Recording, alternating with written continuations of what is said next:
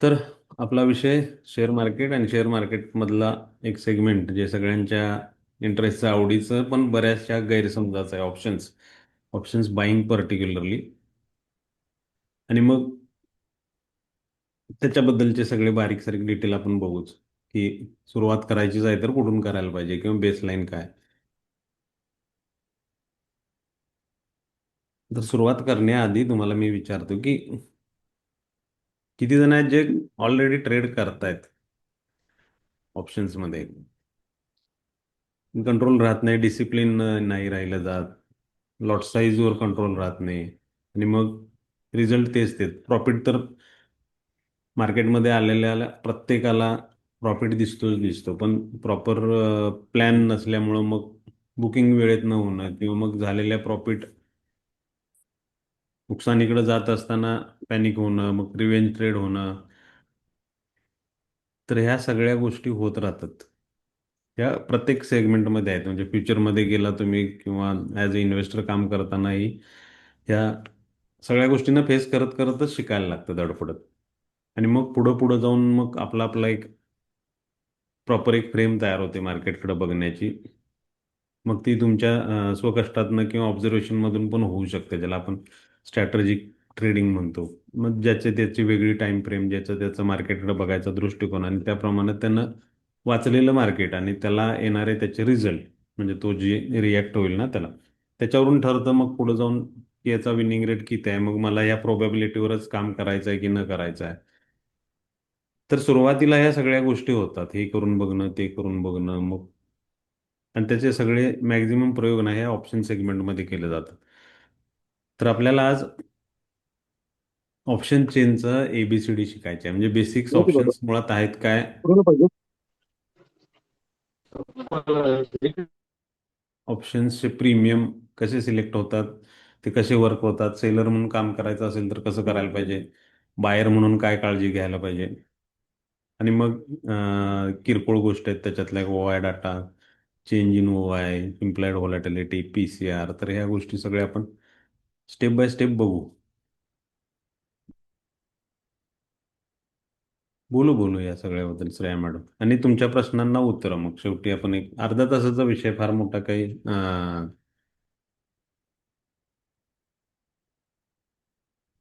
फार मोठा हे नाही आहे, 35-40 मिनिटात आपला हे होतं.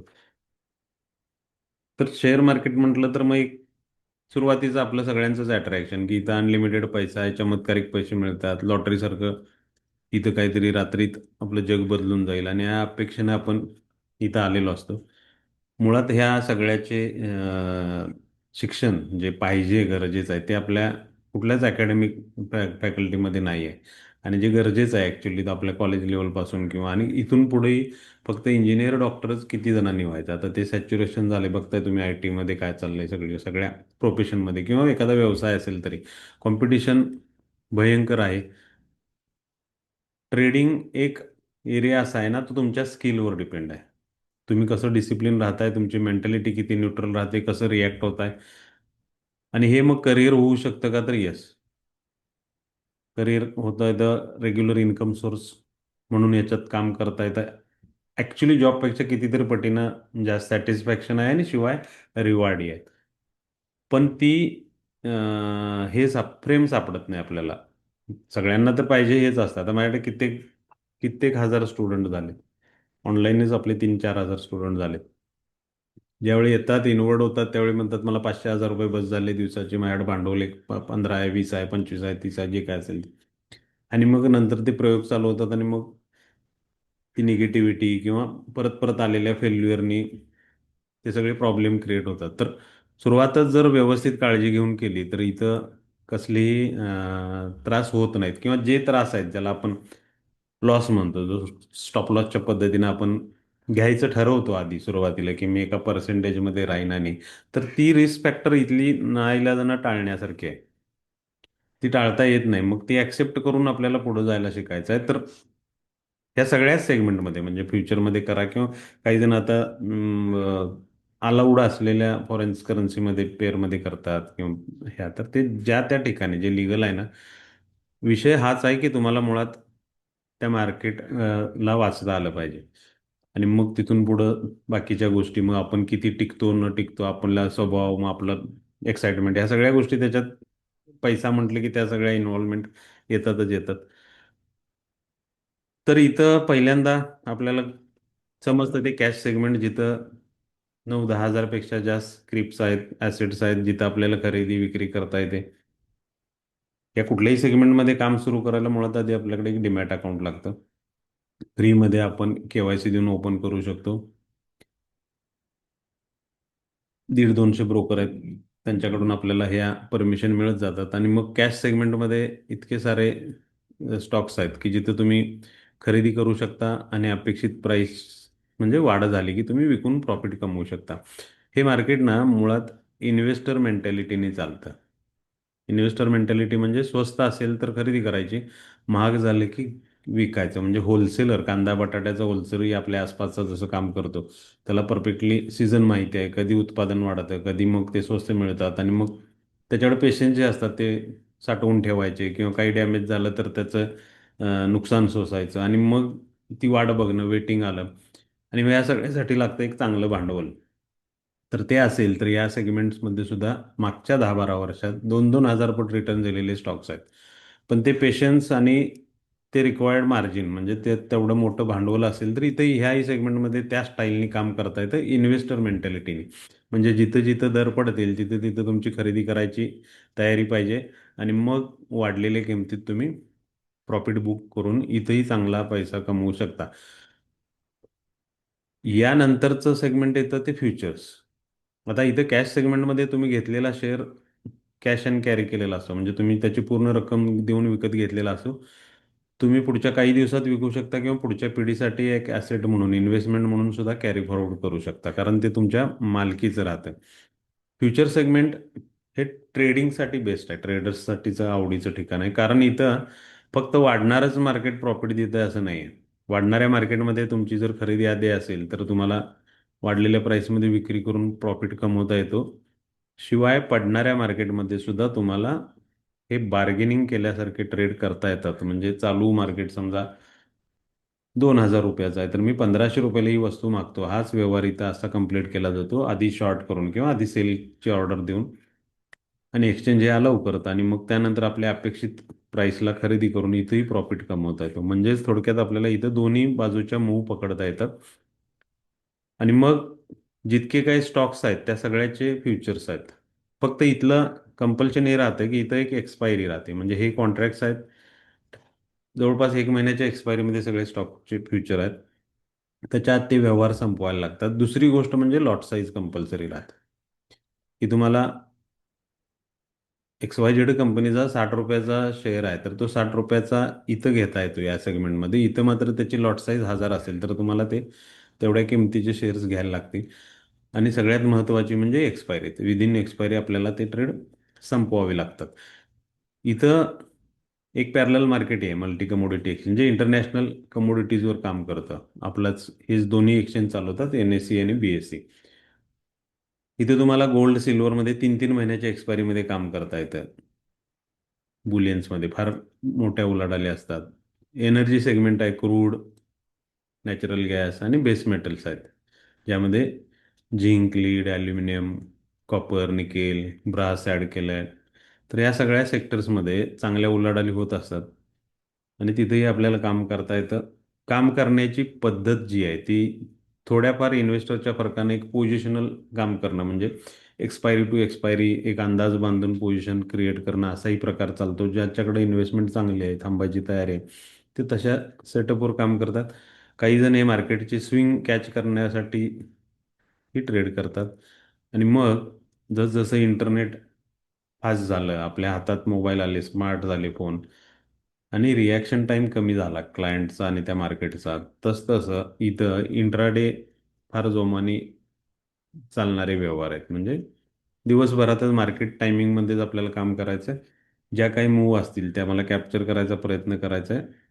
लिमिटेड रिस्क, आणि अपेक्षा केली जाते की मला कन्सिस्टन्सी मिळावी, रोज मला माझ्या भांडवलाच्या अगेन्स्ट काहीतरी परतावा मिळत राहावा. यामध्ये मग वाढलेल्या स्पीडमुळं स्कॅल्पिंग टेक्निक वाढली, म्हणजे जे काही आपल्या मराठीमध्ये आपण म्हणतो ना ढपला पाडणे, जे काही मोमेंटम जनरेट होतात, ज्या काही मूव्ह होतात, त्याच्यातला एक पार्ट कॅप्चर करणे. स्नायपर ट्रेडिंग आणखी डिटेलिंगमध्ये जाऊन फार चांगल्या क्वांटिटीनी छोट्या छोट्या मूव्ह घेणे आणि परत परत घेत राहणे. तर हे रिटेलर्स समजले जातात मार्केटचे, ज्यांची ताकद ह्या मागच्या 4-5 वर्षात करोडोच्या संख्येने वाढली. म्हणजे 4-5 वर्षापूर्वी 1.5-2 करोड अकाउंट होते डीमॅट टोटल इंडियन मार्केटचे, आता ती 16-17 करोडकडे गेलेत. आणि हे नवीन आलेले जे सगळे आहेत ना, ते सगळे रिटेलर आहेत, ज्यांना एक रेग्युलर इन्कम सोर्स पाहिजे आहे, मार्केटमधून पैसे पाहिजे आहेत, कमी असेनात पण मला रोज पाहिजे. आणि मग पैसे मिळाल्यानंतर मग मी त्याचं कसं काय करायचं ते पुढं ठरवेन, अशा मेंटॅलिटीचा वर्ग जास्त दिसतोय. आणि मग त्यांच्यासाठी इथं जे लिव्हरेज मिळत होतं, उधारी मिळत होती, म्हणजे कमी पैशात सुरुवात करता येत होती, ती टप्प्याटप्प्याने बंद झाली. एक्सचेंजनीच बंद केलं त्या विनाकारणच्या मार्केटच्या, म्हणजे कोरोना टाईममध्ये जे अपेअर झाले मार्केटला, इम्पॅक्ट झाले, त्याच्यात येणारे रिस्क थांबवण्यासाठी त्या गोष्टी केल्या. मग राहतो एकच सेगमेंट, तो म्हणजे ऑप्शन्सचा. अजूनही ऑप्शन्समध्ये लेस मनी लागतो, म्हणजे मार्जिन फार कमी लागतं सुरू करायला. बिगिनर असाल किंवा ऑलरेडी काम करताय तरीही कमी पैसे लागतात, हे एक अट्रॅक्शनच राहतं. इथे तुम्हाला व्हरायटी टाईपनी काम करता येतं. म्हणजे ॲज अ सेलरही काम करता येतं, ॲज अ बायरही काम करता येतं. दोन्हीकडं तुम्हाला चान्सेस चांगले आहेत. मार्केटचं चांगला व्हॉल्यूम आहे. इंडियन मार्केटकडं सगळं जग एका आशाभूत नजरेनं बघतंय. लाखो करोड रुपयाची इन्व्हेस्टमेंट गेल्या 8-10-12 वर्षात इनवर्ड होते, आणि त्यामुळं एक हेल्दीनेस आलाय मार्केटला, आणि त्याचा फायदा तुम्हाला आम्हालाही घेता येऊ शकतो. होतं काय की या एका अपेक्षेने आलेलो असतो आपण या मार्केटमध्ये, आणि इथं आल्यानंतर मग बऱ्याचशा गोष्टी कळायला सुरू होतात. मग अनालिसिस कळायला चालू होतं, इंडिकेटर्स कळायला चालू होतात, वेगवेगळ्या आयडियालॉजी आपल्याला समजायला चालू होतात, आणि मग ते भरकटणं चालू होतं. आणि मग ते बऱ्याच जणांच्या जीवावर बेतले म्हणण्याचा सेन्स असा की बऱ्याच जणांना आर्थिक मोठा फटका बसला. तर इथं काळजी घेणारा माणूस कधीच बुडलेला नाही. स्वतःची काळजी म्हणजे स्वतःच्या पैशाची काळजी घेणारा कधीच बुडला. मग तो शिकू दे किंवा स्वतः समजून उमजून करू दे, ते त्याचा त्याचा वैयक्तिक विषय. तर ऑप्शन्समध्ये मग ही अट्रॅक्शन आहेत ना, ती जास्त येतात उपाळून. माणसाच्या अंगातली जी गॅमलिंग आहे, म्हणजे जुगारी प्रवृत्ती आहे ना, ती बाहेर निघते. कारण का, तर इथं कमी पैसे लागतात आणि उलाढाली मोठे आहेत. तर हे जर प्रॉपर वेने समजून घेतलं आपण, तर आपल्याला इथं काम करायला फार चांगले चान्सेस आहेत. ते फॉरेक्स मधल्या फसवा फसवी आणि ते डबा ट्रेडिंग आणि ह्या सगळ्यात त्या भानगडीत न अडकता फार चांगल्या मुवमेंट आपल्या मार्केटला राहतात. आणि मग हे सेगमेंट तुम्हाला जे अपेक्षित तुम्हाला रिझल्ट पाहिजेत मार्केटकडून, तर ते सगळे देऊ शकतं. तर ऑप्शन समजून घ्यायसाठीचा हा आपला एक फ्री वर्कशॉप कमी वेबिनार आपण ठेवला आहे. आणि त्यानंतर मी तुम्हाला सांगेन की आपले मग उद्या शनिवार रविवार सुमार गेली 3.5-4 वर्ष सलग सुरूच आहे. पूर्वी प्रत्येक शनिवारी रविवारी असायचं, आता आपण महिन्यातून 1-2 वेळेला, कधीतरी 3 वेळेला असा हा प्रवास चालू आहे. फार चांगला सपोर्ट तुमच्या लोकांच्याकडून मिळाला आहे, आणि त्यांच्यासाठी ती जी आपण देतो स्ट्रॅटर्जी, ती फार चांगली वरदान ठरत आलेली आहे. म्हणजे ज्यांची कपॅसिटी आहे, चांगलं डिसिप्लिन राहून काम करता येतं समजून घेऊन, तर त्यांचा प्रवास अतिशय चांगला चाललाय. बरेचसे गोष्टी मी तुमच्याशी शेअर केलेत ऑलरेडी. तर हे ऑप्शन्सचा बेसिक ABCD म्हणजे ऑप्शन चेन. ऑप्शन चेन म्हणजे हे ऑप्शन्स मुळात इन्शुरन्सचे प्रीमियम आहे. आपण गाडीचा इन्शुरन्स करतो. गाडी 10 लाखाची असेल तर एक 5-6 हजार रुपयाचा आपण इन्शुरन्स घेतो. ती कंपनी त्या बदल्यात त्या गाडीच्या नुकसानीची जबाबदारी घेते का पर्टिक्युलर पिरियडसाठी, ज्याला आपण एक्सपायरी म्हणतो. तसं इथं जे इन्व्हेस्टर आहेत कॅश सेगमेंटमध्ये असणारे किंवा फ्युचर सेगमेंटमध्ये, त्यांच्यासाठी डिझाईन केलेलं हे सेगमेंट आहे. इथं दोन प्रकारचे प्रीमियम आहेत, एक कॉल आणि पुट नावाने. आणि मग व्हरायटी प्रीमियम पण आहेत. जसं या वर्षातली गाडी असेल, समजा 2026 एक होंडाचं मॉडेल आहे, तर त्याची किंमत होते 12 लाख, तर त्याचा प्रीमियम वेगळा असेल. तीच 2 वर्ष जुनी असेल तर त्याचं व्हॅल्युएशन कमी होईल, त्यामुळे त्याचा प्रीमियम वेगळा. 2 वर्ष पुढची असेल तर त्याचं व्हॅल्युएशन जास्त होईल, त्यामुळे प्रीमियम वेगळा. तसं मार्केटच्या ह्या ज्या ॲसेटमध्ये आपल्याला काम करायचं, त्याच्या वेगवेगळ्या प्राईसचे वेगवेगळे प्रीमियम असतात. आणि मग हा सेटअप थोडासा व्यवस्थित समजून घेतला की पुढं आपल्याला रिॲक्ट होणं सोपं जातं. तर हे कॉलचे प्रीमियम आहेत ना, तर त्या ॲसेटच्या प्राईसबरोबर वाढतात आणि कमी होतात. आणि पुटला असं डिझाईन केलं आहे की समजा आपण निफ्टीचाच विषय घेऊ. निफ्टी हा इंडेक्स आहे. म्हणजे मार्केटच्या आपल्या ज्या 25 टॉप परफॉर्मर कंपनीज आहेत त्याचा ॲव्हरेज इंडेक्स आहे. त्याचे फ्युचरही अवेलेबल आहेत आणि त्याच्याच ऑप्शनमध्ये फार जोमाने काम होतं. म्हणजे चांगल्या व्हॉल्यूमनी काम करता येतं. तसंच बँक निफ्टी आहे. सेन्सेक्सच्या प्रीमियममध्ये काम करता येतं. फिन निफ्टीमध्ये तुम्हाला करता येतं. मिड कॅपची निफ्टी आहे. आता ह्या खाली आहेत त्या थोड्या अशा कमी व्हॉल्यूमनी चालतात. हे तुम्हाला ऑलवेज चांगल्या व्हॉल्यूमनी चाललेलं दिसेल. तर हे इंडेक्सचे फ्युचर आहेत. इंडेक्सचे त्याचे फ्युचर आणि त्याचे ऑप्शन्स आहेत ज्याच्यात आपल्याला काम करता येऊ शकतं. समजा आपण निफ्टीचा बायर आहे, ज्यांनी फ्युचरमध्ये काम करतोय आपण, आणि महिन्याभराचा अंदाज आता 24-25 हजार 26 हजार. आता बाकी युद्धाविद्धाची सगळी परिस्थिती थोडी कंट्रोलमध्ये आली आणि मार्केट आता चांगलं दिसतंय. तर अशाने जाऊ शकेल असं वाटत असेल तर आपण काय करू, निफ्टीचा फ्युचर बाय करू. मग फ्युचर बाय केलाय त्याला ही महिन्याची एक्सपायरी आहे. आणि एकीकडे भीती आहे की अचानक परत ट्रम्प काय तर बडबडला आणि मार्केट क्रॅश झालं तर आपलं नुकसान होऊ शकतं. आणि हे बऱ्याचदा जाणून बुजून शनिवार रविवारच्या पॅचमध्ये झाले. आता तुम्ही थोडासा अभ्यास केला तर ते, कारण तोही ट्रेडर आहे, त्यालाही ते मॅनिप्युलेट करून स्वतः पैसे कमवायचे ते म्हणून झाला असा. आता तो काय आपला विषय नाही. तर कशानेही होऊ शकतं. युद्ध झालं, भूकंप झाला, बॉम्बस्फोट झाला, तर कशानेही आपल्या अगेन्स्ट जाऊ शकतं. आणि मग ते जे नुकसान आहे ते तुमच्या स्टॉप लॉसने वाचत नाही. जे पोझिशनल काम करतात किंवा डिलिव्हरीवर काम करतात, मार्केट अचानक 200-400 पॉईंट गॅप अप किंवा गॅप डाऊन होऊन होणारं नुकसान आहे ना, हे टाळायचं असेल तर हे सेगमेंट वापरावं. तर मग बायर आहे तर त्याला मार्केट पडल्याची भीती आहे. मग तो काय करेल की पुटचा प्रीमियम विकत घेऊन ठेवेल. मग मार्केट जर पडलं तर हे पुटचे प्रीमियम वाढतात आणि मग इथं होणारं नुकसान टाळता येईल, असा त्याच्या पाठीमागचं डिझायनिंग आहे. तर एक्सचेंजने काय केलंय, आपल्याला इथं सगळी मुभा दिली, म्हणजे फ्रीडम दिली. तुम्ही हे प्रीमियम तुमचे ॲसेट नसताना, गाडी नसताना सुद्धा बाय करू शकता आणि विकू पण शकता, सेलही करू शकता. म्हणजे इन्शुरन्स कंपनी जसं विकते प्रीमियम, तसे तुम्ही हे प्रीमियम विकू शकता. कॉल विकू शकता, पुट विकू शकता, दोन्हीही विकू शकता आणि कितीही विकू शकता. म्हणजे त्याला रायटर म्हणलं जातं. मग असं काम करणारा एक वर्ग आहे. आणि ऑप्शन बायर म्हणजे तुम्ही प्रीमियम बाय करू शकता. मग कॉल बाय केला समजा मी आणि मार्केट जर वर गेलं तर मला इथं प्रॉफिट होऊ शकतो. मी पुटचा प्रीमियम बाय केला आणि मार्केट जर पडलं तर मला इथंही प्रॉफिट होऊ शकतो, तो प्रीमियम वाढल्याने. असाही काम करणारा फार मोठा वर्ग आहे. आणि मग ॲज अ सेलर काम करणं म्हणजे जवळपास फ्युचर इतकंच भांडवल लागतं त्याला. लाख ₹1.25 लाख लागतात पर लॉट. म्हणजे परत मार्जिन वाढलं, मिळणारा रिवॉर्ड आहे तो प्रीमियमची जितकी प्राईस असेल. म्हणजे समजा मी 4,000चा गाडीचा विमा घेतलाय, माझा वर्षभरात क्लेमच नाही झाला तर ₹4,000 त्या कंपनीला ॲज अ प्रॉफिट जमा होतात.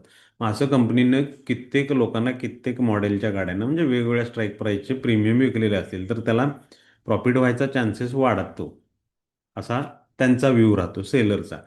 बायरला काय करायला लागेल, बायरला मार्केटचा अभ्यास करायला लागेल. मग मार्केट कधी वर जातं त्यावेळेला त्याला कॉल बाय करायला लागेल आणि कधी मार्केट पडतं त्यावेळी त्याला पुट बाय करायला लागेल. म्हणजे त्याला प्रॉफिट मिळायचे चान्सेस वाढायची शक्यता आहे.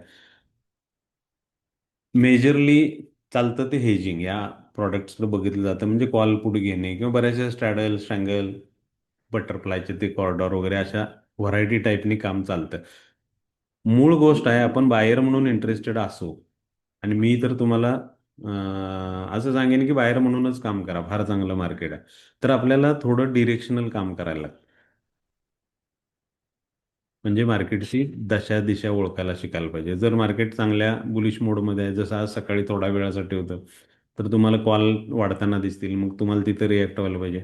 थोड्या वेळाने मार्केट तसंच सस्टेन झालं आणि मग एका रेंजपर्यंत येऊन पडलं तर तुम्हाला त्या एरियामध्ये म्हणजे इंट्राडे टाईम फ्रेमवर काम करायचं असेल तर तसंही काम करता येतं. म्हणजे थोडक्यात डिरेक्शनल काम तुम्हाला चांगले रिझल्ट देतं, असं माझं मत आहे. तर हे करायला जाण्यापूर्वी आपल्याला ह्या ऑप्शन्सची माहिती, म्हणजे जो बेस आहे त्याचा की ऑप्शन चेन, ही थोडी समजून घेतली तर आपल्याला दोन्ही टाईपनी काम करता येतं. ॲज अ सेलर सुद्धा आपल्याला बऱ्याचशा गोष्टी कळतात आणि ॲज अ बायरही कळतात. तर ऑप्शन चेन काय आहे, तर एक्सचेंज आपल्याला हे ज्या सेलरने घेतलेल्या पोझिशन आहेत त्याचा डाटा एक्सचेंजच्या साईटवर आपल्याला प्रोव्हाइड करत राहतात. आणि मग NSE ऑप्शन चेन असं तुम्ही जर सर्च केलं तुमच्या फोनवरून किंवा लॅपटॉप PCवरून, तर तुम्हाला ह्या पेजवर येत आहेत. ही NSEची अथोराइज साईट आहे. इथं निफ्टी ज्याचे दोन एक्सपायरी आहेत, एक आठवड्याची एक्सपायरी आहे प्रत्येक मंगळवारी होणारी, आणि महिन्याच्या शेवटच्या मंगळवारी होणारी एक एक्सपायरी. बाकी सेन्सेक्स, बँक, इतर आहेत त्या सगळ्यांच्या महिन्याच्या शेवटच्या गुरुवारी ठेवलेल्या आहेत एक्सपायरी. तर आठवड्याची एक्सपायरी आपण सिलेक्ट केली समजा आणि आपल्याला ह्याची बेसलाईन शिकायची आहे ऑप्शनची, तर सगळ्यात सोपा मार्ग हा ठरतो की इथून आपल्याला बऱ्याचशा गोष्टीचे क्लू मिळतात आणि सहजपणे मिळतात, पटापट मिळतात. तर इथं आल्यानंतर आपल्याला दिसते की इथं स्ट्राईक प्राईस नावाचा एक कॉलम आहे उभा. हा. आणि डाव्या बाजूला कॉल आहेत, उजव्या बाजूला पुट आहेत. वेगवेगळ्या स्ट्राईक प्राईस म्हणजे मी जसं सांगितलं की वेगवेगळ्या सेम कंपनीच्या वेगवेगळ्या गाड्या, म्हणजे निफ्टीच्या ह्या वेगवेगळ्या गाड्यांची प्राईस आहे असं समजायचं, आणि त्याचे मग प्रीमियम वेगवेगळे राहतात. इथं करंट मार्केट प्राइस दिसेल या चार्टच्या सेंटरला. हा चार्ट सेंटर आहे, हा डिवाइड करतो कॉल आणि पुट व्हर्टिकली, आणि पुन्हा मग कॉलमध्ये पण इकडं वेगळा ग्रुप आहे, इकडं व्हाईट पॅच मधला, पुटसाठी हा व्हाईट पॅच आणि हा डार्क पॅच, असे वेगवेगळे ग्रुप तयार होतात. त्याचं काम करतं ही current market price. Current market price म्हणजे जी चालू असेल ना, तर ती इथं असेल. आता इथं निफ्टीच्या 50-50च्या पट्टीत म्हणजे 24,250, 200, 150, 100, 50, 24,000, म्हणजे कमी कमी होणाऱ्या स्ट्राईक प्राइस वर आहेत, वाढलेल्या स्ट्राईक प्राइस खाली आहेत. मग समजा मार्केट उघडले आपल्या समोर आणि आपला अंदाज आहे की 100-200 पॉईंटनी मार्केट वर जाईल, तर मग आपल्याला कुठल्या प्रीमियम मध्ये ॲज अ बायर काम करायला पाहिजे, तर आपल्याला कॉल बाय करावे लागते. मग कॉल बाय करायचे असेल तर हा गोंधळ सुरू होतो की इथं 340 रुपयाचा पण आहे, 100 रुपयाचा पण आहे आणि 10 रुपयाचा पण आहे. मग नेमकं कुठला कॉल घ्यायचा आणि मग कुठला प्रीमियम मला चांगलं रिवॉर्ड देऊ शकतो. तर त्यासाठी करंट मार्केट प्राइसचा प्रीमियम आपण विकत घेतला, समजा 100 रुपयाला आहे. 65चा लॉट आहे निफ्टीचा, म्हणजे त्याला गुणिले 65 केल्यानंतर त्याला ती जी ॲक्च्युअल प्राइस असते तेवढं मार्जिन आपल्याकडे पाहिजे, म्हणजे 6-6.5 हजार रुपये आपल्याकडे लागतील. आणि आपला अंदाज खरा ठरला आणि मार्केट 100 पॉईंटनी तुम्ही घेतल्यानंतर वर गेला, तर हा प्रीमियम 50%च्या आसपासच रिझल्ट देईल. म्हणजे ह्याच्यात होणारी वाढ 50%चीच असेल. त्याच्या त्याच्या व्हॅल्युएशन प्रमाणे हे वाढीचे दर ठरलेले आहेत. समजा आपल्यापैकी एखाद्यानं 300 रुपयाचा घेतलाय, 294चा, त्याला लागेल 16-17 हजार रुपये, पण त्या 100 रुपयाच्या इंडेक्सच्या वाढीमुळं हा प्रीमियम मात्र कदाचित 99 पॉईंट वाढलेला असेल. आणि मग त्याचबरोबर चमत्कार व्हावा या अपेक्षेने इथे स्वस्त दिसतात म्हणून घेतलेला प्रीमियमचा एखादा मालक असू शकतो. 25 आहे, 17-20 रुपयाला आहे, 1,000, 1,200, 1,500, 2,000ला येतात. तर ह्याला कदाचित एक 10%चा रिवॉर्ड मिळू शकतो, म्हणजे 10 पॉईंट. इथं एक 50 पॉईंट मिळू शकतात, वरती मात्र 99 पॉईंट. मग हा डिफरन्स आहे त्या मार्केटला रिॲक्ट होणार आहे या प्रीमियमचा. म्हणजे मार्केट वर चाललंय तर कॉल अशा पर्सेंटेजनी रिॲक्ट होतील. मग आपल्याला जर बायर म्हणून काम करायचं असेल तर आपल्याला सगळ्यात महत्त्वाची गोष्ट आहे म्हणजे चांगला वाढीचा दर असलेला, चांगला ग्रोथ रेट असलेला प्रीमियम सिलेक्ट केला पाहिजे, ज्याला इथल्या गणितात ग्रीक्समध्ये जे त्याचं चॅप्टरचं नाव आहे त्यामध्ये डेल्टा नावाने ओळखलं जातं. डेल्टा काय करतो, हा ग्रोथ रेट सांगतो त्या त्या प्रीमियमचा. आणि मग हा जो प्रीमियम आहे, जो करंट मार्केट प्राइसचा कॉल, त्याच्या ठिकाणावरून त्याला नावही आहे, म्हणजे त्याला म्हटलं जातं ॲट द मनी प्रीमियम. आणि ॲट द मनी प्रीमियमचा ग्रोथ रेट हा 50%चा असतो, म्हणजे डेल्टा 50%चा असतो. आणि तो कमी होणाऱ्या स्ट्राईक प्राईसकडे जसं तुम्ही जाल डीप, तसं तो वाढत जातो, काय ग्रोथ रेट. मग तो मॅक्झिमम किती होतं, तर 99.99, त्याच्यापेक्षा जास्त मिळत नाही. किती महागातला प्रीमियम घेतला तर त्याच्यापेक्षा जास्त प्रीमियम वाढत नाही. त्याचा लास्ट रेंज आहे 99 पॉईंट. बरं, हे कुणाच्या पर्सेंटेजमध्ये ठरतात, तर निफ्टीच्या इंडेक्स व्हॅल्यूच्या. ह्या कुठल्याच प्रीमियमला त्याचं स्वतःचं अस्तित्व नाही. मग इंडेक्स ज्या पर्सेंटेजनी वाढेल त्या पर्सेंटेजनी हे प्रीमियम रिॲक्ट होत राहतात. जसजसं वाढलेल्या स्ट्राईक प्राईसकडे याल कॉलच्या बाबतीत तसतसं हा सगळा जो ग्रुप आहे ना याला म्हटलं जातं आउट द मनी प्रीमियम. म्हणजे ते ऑलरेडी बाद झालेले आहेत आणि हे जे कमी स्ट्राईक प्राईसचे आहेत त्यांना म्हटलं जातं इन द मनी प्रीमियम. मग असा एकदा ग्रुप तुमच्या लक्षात आला की सहज लक्षात राहतं की ॲट द मनी म्हणजे चालू मार्केट प्राईसचा आपण जर प्रीमियम घेतला आहे तर त्याची वाढ 50% जे असणार त्याच्यापेक्षा कमी झालेल्या स्ट्राईक प्राईसचा जर प्रीमियम असेल तर वाढ वाढण्याची शक्यता आहे. मग मॅक्झिमम कुठं असते तर मॅक्झिमम असते साधारण तिसरा पाचवा आठवा या नंबरला. ह्या ग्रुपमधल्या स्ट्राईक प्राईसचा प्रीमियम तुम्ही अंदाजे जरी फॉलो केला किंवा खरेदी केला आपल्या बजेटनुसार 30-40 पॉईंटचा फरक आहे इथं तर तुम्हाला कदाचित 80-90 99 पॉईंटची डेल्टा व्हॅल्यू मिळायची शक्यता आहे कारण हे इथल्या ग्रुपमधले प्रीमियम ऑलवेज चांगल्या ग्रोथ रेटने वाढतात. ओ टी एम हा चमत्कारिक विषय आहे. हा तुम्ही जर बायर म्हणून काम करताय तर नक्कीच अवॉइड करा कारण तुमच्या कष्टाला फळ देणारे प्रीमियम हे नाहीत. मग फारच क्वचित प्रसंगी अचानक होणारी वाढ किंवा गॅपअप गॅपडाऊन त्या पर्सेंटेजमध्ये तिथंच तुम्हाला ही प्रीमियम थोडे रिॲक्ट झालेले दिसेल. अदरवाईज ह्या प्रीमियमना वाढ होत नाही.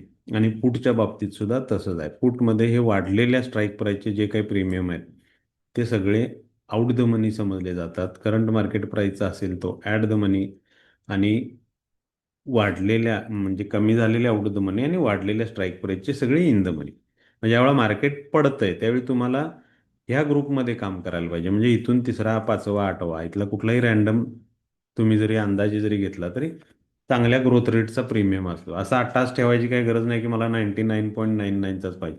आणि कित्येक प्रीमियम 90-95% वाढत राहतं. तर हा फरक राहतो सगळ्यात सुरुवातीला प्रीमियम चॉईसचा. म्हणजे तुम्हाला कंपल्सरी बायर म्हणून काम करायचं असेल तर इन द मनीमध्ये करायला पाहिजे. मग सुरुवात करायची आहे आपल्याला तर थोडं ॲडजस्टमेंट म्हणजे जिथं जाणून बुजून आपण घेतो की ॲट द मनीचा 50% आहे ठीक आहे मला माहिती आहे की 60% बाबा मला रिवॉर्ड मिळू शकतं. मग जेवढा निफ्टी इंडेक्स प्लस मायनस होईल तेवढं फ्लक्च्युएशन इथं येईल नक्की. त्यामुळं मग काय होतं विनाकारणची अपेक्षा राहत नाही की हे असं वाढावं तसं वाढावं आणि प्रॉफिट कलेक्ट करणं म्हणजे बुकिंग करणं सोपं जातं. याशिवाय या चार्टमध्ये हे दोन कॉलम ना फार चर्चेली जातात ओ आय आणि चेंज इन ओ आय. मग पूर्वीपासून तसं झालं. एक काळ होता सेलर्स हवी असायचे मार्केटवर पूर्ण डॉमिनन्स होता कारण रिटेलरची ताकद तेवढी पोचत नव्हती. त्या काळात त्यांनी पैसा पण केला चांगला आणि मार्केटला काबू पण ठेवलं म्हणजे ह्यांच्या पोझिशननी मार्केट बऱ्याचदा त्या कंट्रोलमध्ये राहायचं. हा ओ आयचा डाटा जो आहे ओ आय ओपन इंटरेस्ट म्हटलं जातं. इथे जे नंबर दिसतात ना तुम्हाला त्याला गुणिले 1 लाख केलं तर त्या ॲक्च्युअल पोझिशन असतात. म्हणजे इथला कुठलाही नंबर घेतला आपण 1,69,608 लाख पोझिशन प्रीमियम 24,300 या स्ट्राईक प्राईसचे विकलेत कॉलचे. मग कोणी विकलेत तर ते जे सेलर म्हणून काम करतात त्यांनी. त्यांनी का विकलेत तर त्यांना वाटते की 24,300च्या वर मार्केट जाणार नाही. मार्केट 24,300 पासून खाली पडेल. मग हा प्रीमियम काय होईल आता 75 रुपयाचा आहे तो हळूहळू हळूहळू कमी होत जाईल मार्केट खाली गेल्यामुळे आणि तो त्यांना ॲज अ प्रॉफिट मिळून जाईल. इथं 1,79,571 लाख पोझिशन घेतलेत 24,400च्या या प्राईसवर. 24,500ला सुद्धा फार मोठा डाटा आहे. 1,81,885 लाख. 24,600 जवळ पण डाटा झालाय मोठा 1,40,899. थोडक्यात काय कॉल सेलरची संख्या तुम्हाला वाढलेली दिसते. कुठं ओटीएम मध्ये ओटीएम मध्ये त्यांनी पोझिशन घेण्याचं कारण काय समजा मार्केट जरी खाली नाही गेलं आहे इथं बंद झालं या प्राइसला 24,200च्या रेंजलाच मंगळवारपर्यंत राहिलं तरी हे प्रीमियम कमी कमी होत जातील. आणि मग तो नेक्स्ट चॅप्टर येतो की हे सगळेच प्रीमियम एका पर्सेंटेजनी डिके होत राहतात. सगळेच हेही होतात हेही होतात आणि त्याचं डिके होण्याचं मॅक्झिमम पर्सेंटेज राहतं ओटीएम मध्ये. आणि ओटीएम मधले पूर्ण झिरो होऊ शकतात. ह्या रकमा पूर्ण झिरो व्हायसाठीच बनलेल्या आहेत. मग मार्केटनी कुठलीही दिशा नाही पकडली तरी हे होऊ शकतं आणि त्यामुळं ह्या पोझिशन क्रिएट झालेल्या असतात सेलरच्या. ह्या ज्या किमती ठरलेत प्रीमियमच्या ह्या सगळ्या ह्यामध्ये दोन व्हॅल्यू असते. एक त्यांचं अंतर्भूत मूल्य ठरवलं जातं जे स्ट्राईक प्राइस आणि स्पॉट प्राइसच्या वजाबाकीने ठरतं आणि मग जी शिल्लक राहते ती असते टाइम व्हॅल्यू. मग इथेही टाइम व्हॅल्यू असते, ती टाइम व्हॅल्यूज फक्त कमी होते आयटीएमची. पण ओटीएम मध्ये जी काही नंबर दिसतात ती प्युअरली टाइम व्हॅल्यूज राहिले, आणि ती पूर्ण शून्य होण्यासाठीच आहे डिझाईन केलेली. आणि त्यामुळं ऑप्शन बायर म्हणून काम करताना आपल्याला हा एरिया अवॉइड करायला पाहिजे. ऑप्शन सेलरसाठी हा सगळ्यात बेस्ट एरिया आहे. कारण मार्केटनी डिरेक्शन नाही पकडली तरी प्रॉफिट व्हायचे चान्सेस जास्त आहेत. का तर त्या प्रीमियमचा एक नॅचरल डीके आहे, तो त्यांना कॅश करता येतो. आणि त्या हिशेबानेच ह्या पोझिशन किंवा एवढे मोठ्या रकमा इथं गुंतवलेल्या आहेत लोकांनी. आणि मग यावरून आपल्याला बायर म्हणून असं किंवा सेलर म्हणून काम करायचं असेल तर एक अंदाज मिळून जातो की मार्केटला 24,300, 24,400, 24,500, 24,600 हे वरती जातानाचे अडथळे आहेत, म्हणजे रेजिस्टन्स एरिया आहेत. मग ह्यांच्याबरोबर आपल्याला एक क्लू मिळून जाते की बाबा मार्केट अशा अशा पद्धतीने तयार होतंय आणि याची भविष्यात अशी डिरेक्शन राहायची शक्यता आहे. सेम वेनी तुम्हाला इकडं पुढच्या बाबतीत आला तर हे नंबर दिसतात. हे बघा, आता 24,000ला 2,18,379 लाख डाटा आहे. म्हणजे हे यांची अपेक्षा काय की मार्केट 24,000च्या खाली नाही जाणार. मग 24,000 पासून वर जात असेल तर ह्या ह्या इतक्या सेलरना हा जो प्रीमियम आहे, ऑलरेडी 30 रुपयाचा प्रॉफिट झालाय त्यांना, 15 रुपये आता शिल्लक राहिले, ते मंगळवारपर्यंत मिळून जातील. म्हणून याने इथं पोझिशन बनवलेत. म्हणजे हे मार्केटसाठी बुलिश पॉवर तयार करतात. इथंही आहेत ज्यांनी 24,100ला पोझिशन बनवलेत, इथंही आहेत ज्यांनी 24,200ला पोझिशन बनवलेत. आणि मग हे मॅक्झिमम नंबर आपल्याला रेजिस आणि सपोर्ट एरियाची एक आयडिया देऊ शकतात की शेवटी हे सेलर जरी असले तरी त्यांची करोड रुपयाची इन्व्हेस्टमेंट आहे. त्यांनी सगळ्या मार्केटच्या अभ्यासानेच या गोष्टी बनवलेल्या असतात. मग आपल्याला एक अंदाज येतो की मार्केट वर गेलं तर कुठंपर्यंत जाऊ शकतं, खाली गेलं तर कुठंपर्यंत जाऊ शकतं. आपण आहोत इथं मध्ये. आता ह्याच दोघांचे टोटल नंबर जर आपण कॅल्क्युलेट केले, ज्याला आपण पुट कॉल रेशो म्हणतो, तर आपल्याला मग डिरेक्शनही कळते मार्केटची की ह्या दोघांच्या पोझिशनच्या प्रेशरमुळं मार्केट कुठल्या दिशेला जाऊ शकतं. जाणारच असं नाही, इथं कुठलेही डाटा किंवा हे आहेत ना, तर ते कंपल्सरी नाही, तर मार्केटला कुठलेच नियम नाहीत तसे. पण हे अंदाज बांधता येऊ शकतात. तर हा पुढचा टोटल सेलरचा नंबर आहे 27,06,985, आणि हा आहे कॉलच्या सेलरचा नंबर 27,12,285. ह्यांचा भागाकार म्हणजेच पीसीआर रेशो, ह्यांचा भागाकार म्हणजे टोटल ओ आय पीईचा भागिले टोटल ओ आय सीईचा. म्हणजे हा नंबर आणखी हा नंबर, मग हा जवळपास आता आपल्याला इक्वलच नंबर दिसतोय. मग 27,12,285 फार मोठी काही तफावत नाही, मार्केट रेंजमध्ये राहायची शक्यता आहे असं आत्ताच्या डाट्याने. हे नंबर चेंज होतात सडन. आणि मग ह्याचं उत्तर जे डिजिटमध्ये येते ना, त्याने आपल्याला मार्केटची डिरेक्शन पता करता येते. मग आता ही खरंच मार्केटची डिरेक्शन आहे का, तर नाही. कारण हा काळ होता, मी म्हटलं तसं, आता रिटेलर्स मार्केटमध्ये करतात. पण अंदाज येऊ शकतो की असं असं होऊ शकतं. आता ही डिरेक्शन कशी, तर ते मी तुम्हाला चार्ट हे देतो, त्याचं एक कॅल्क्युलेशन देतो मी तुम्हाला. त्यानंतर या चार्टमधून आपल्याला आणखी एक गोष्ट कळते, ती म्हणजे दोघांसाठी, बायर आणि सेलरसाठी इम्प्लाइड व्हॉलॅटिलिटीचा कॉलम तुम्ही चेक केला इथं, तर आपल्याला या प्रीमियमची एक अस्थिरता कळते. इम्प्लाइड व्हॉलॅटिलिटी म्हणजे पर्टिक्युलर त्या त्या प्रीमियम किती पर्सेंटनी प्लस. आता हे क्लोजिंगचे नंबर आहेत त्यामुळे फार काय त्याच्यात तथ्य नाही. तरी 20 प्लस असतील तर बायरसाठी मार्केट चांगलं असतं, आणि 20 मायनस असतील म्हणजे 18-19 चालू शकतं बाहेरला. फारच कमी असा असेल 15-16-17, तर बाहेरनी मार्केटमध्ये काम न केलेलं बरं. बाहेरसाठी एक धोका काय आहे सगळ्यात मोठा, तो आहे प्रीमियम डीकेचा, ज्याला इथं थिटा ग्रीकनी मोजलं जातं. त्या कॅल्क्युलेशनमध्ये मोजलं जातं. डेल्टा जसं ग्रोथ रेट सांगतो तसं थिटा हा टाइम डिके सांगतो. आणि हा एक्सपायरी डेजमध्ये फार स्ट्रॉंगली वर्क होतो. आणि मग प्रत्येक प्रीमियमचा एक पर्सेंटेजनी ठरलेला थिटा आहे. त्याचे चार्ट तुम्हाला मिळतात, मी दाखवीन तुम्हाला. तर त्या प्रमाणात मग मार्केट बंद झाला आणि उद्या उघडताना तो प्रीमियम तेवढ्या पर्सेंटेजनी कमी झालेला असतो. आणि मग हा धोका जनरली ऑप्शन्समध्ये बायरसाठी राहतोच राहतो. रनिंग मार्केटमध्ये सुद्धा साईडवेज मार्केट झालं तर हा थिटा रिॲक्ट होताना दिसेल तुम्हाला त्या त्या पर्सेंटेजनी. शिवाय जे BTST ट्रेड करतात, बाय टुडे सेल टुमॉरो किंवा कॅरी फॉरवर्ड ज्याला म्हणतो पोझिशनल, त्यांना हा धोका फार राहतो. आणि त्यामुळं ऑप्शन्सला इंट्राडे बायर म्हणून काम करणं असेल तर बेस्ट रिझल्ट मिळू शकतात. सेलर व्हायचं असेल तर मग त्या त्या एक्सपायरीनुसार आपल्याला प्लॅन करता येऊ शकतो. मग तिथं पोझिशन तुम्हाला चांगले प्रॉफिट देऊ शकतात. शिवाय ह्या सगळ्या प्रीमियमचा गोंधळात टाकणारा एक विषय म्हणजे ग्रीक्स. तर ते आपण बघू. हे चार्टवरून आपल्याला in the money, at the money आणि आउट द मनी कळू शकतं. कमी झालेल्या स्ट्राईक प्राईसचे कॉल सगळे इन द मनी असतात आणि वाढलेले पुट सगळे इन द मनी असतात जर बायर म्हणून काम करताना. बाकी राहिलेले सगळे OTM राहतात. बायर म्हणून काम करायचं असेल तर 3 ते 8 या दरम्यानचा कॉल किंवा या दरम्यानचा पुट इन द मनी मधला तुम्ही जर सिलेक्ट केला तर ऑन एन ॲव्हरेज तुम्हाला चांगला ग्रोथ रेट मिळून जातो. हा आहे ते कॅल्क्युलेशन, म्हणजे ज्याचे आपल्याला सुरुवातीच्या काळात गोंधळ होतो म्हणण्यापेक्षा भीती वाटते. ते तर हे काही नाही आणि इग्नोर केलं तरी चालू शकतं, याच्यात काही तथ्य नाही आहे. तर डेल्टा जो मी ग्रोथ रेट सांगितला तुम्हाला ऍट द मनीचा 50%, तसं हळूहळू स्टेप बाय स्टेप वर जाईल तसा त्याचा ग्रोथ रेट 10-12 टक्क्यांनी वाढत जातो.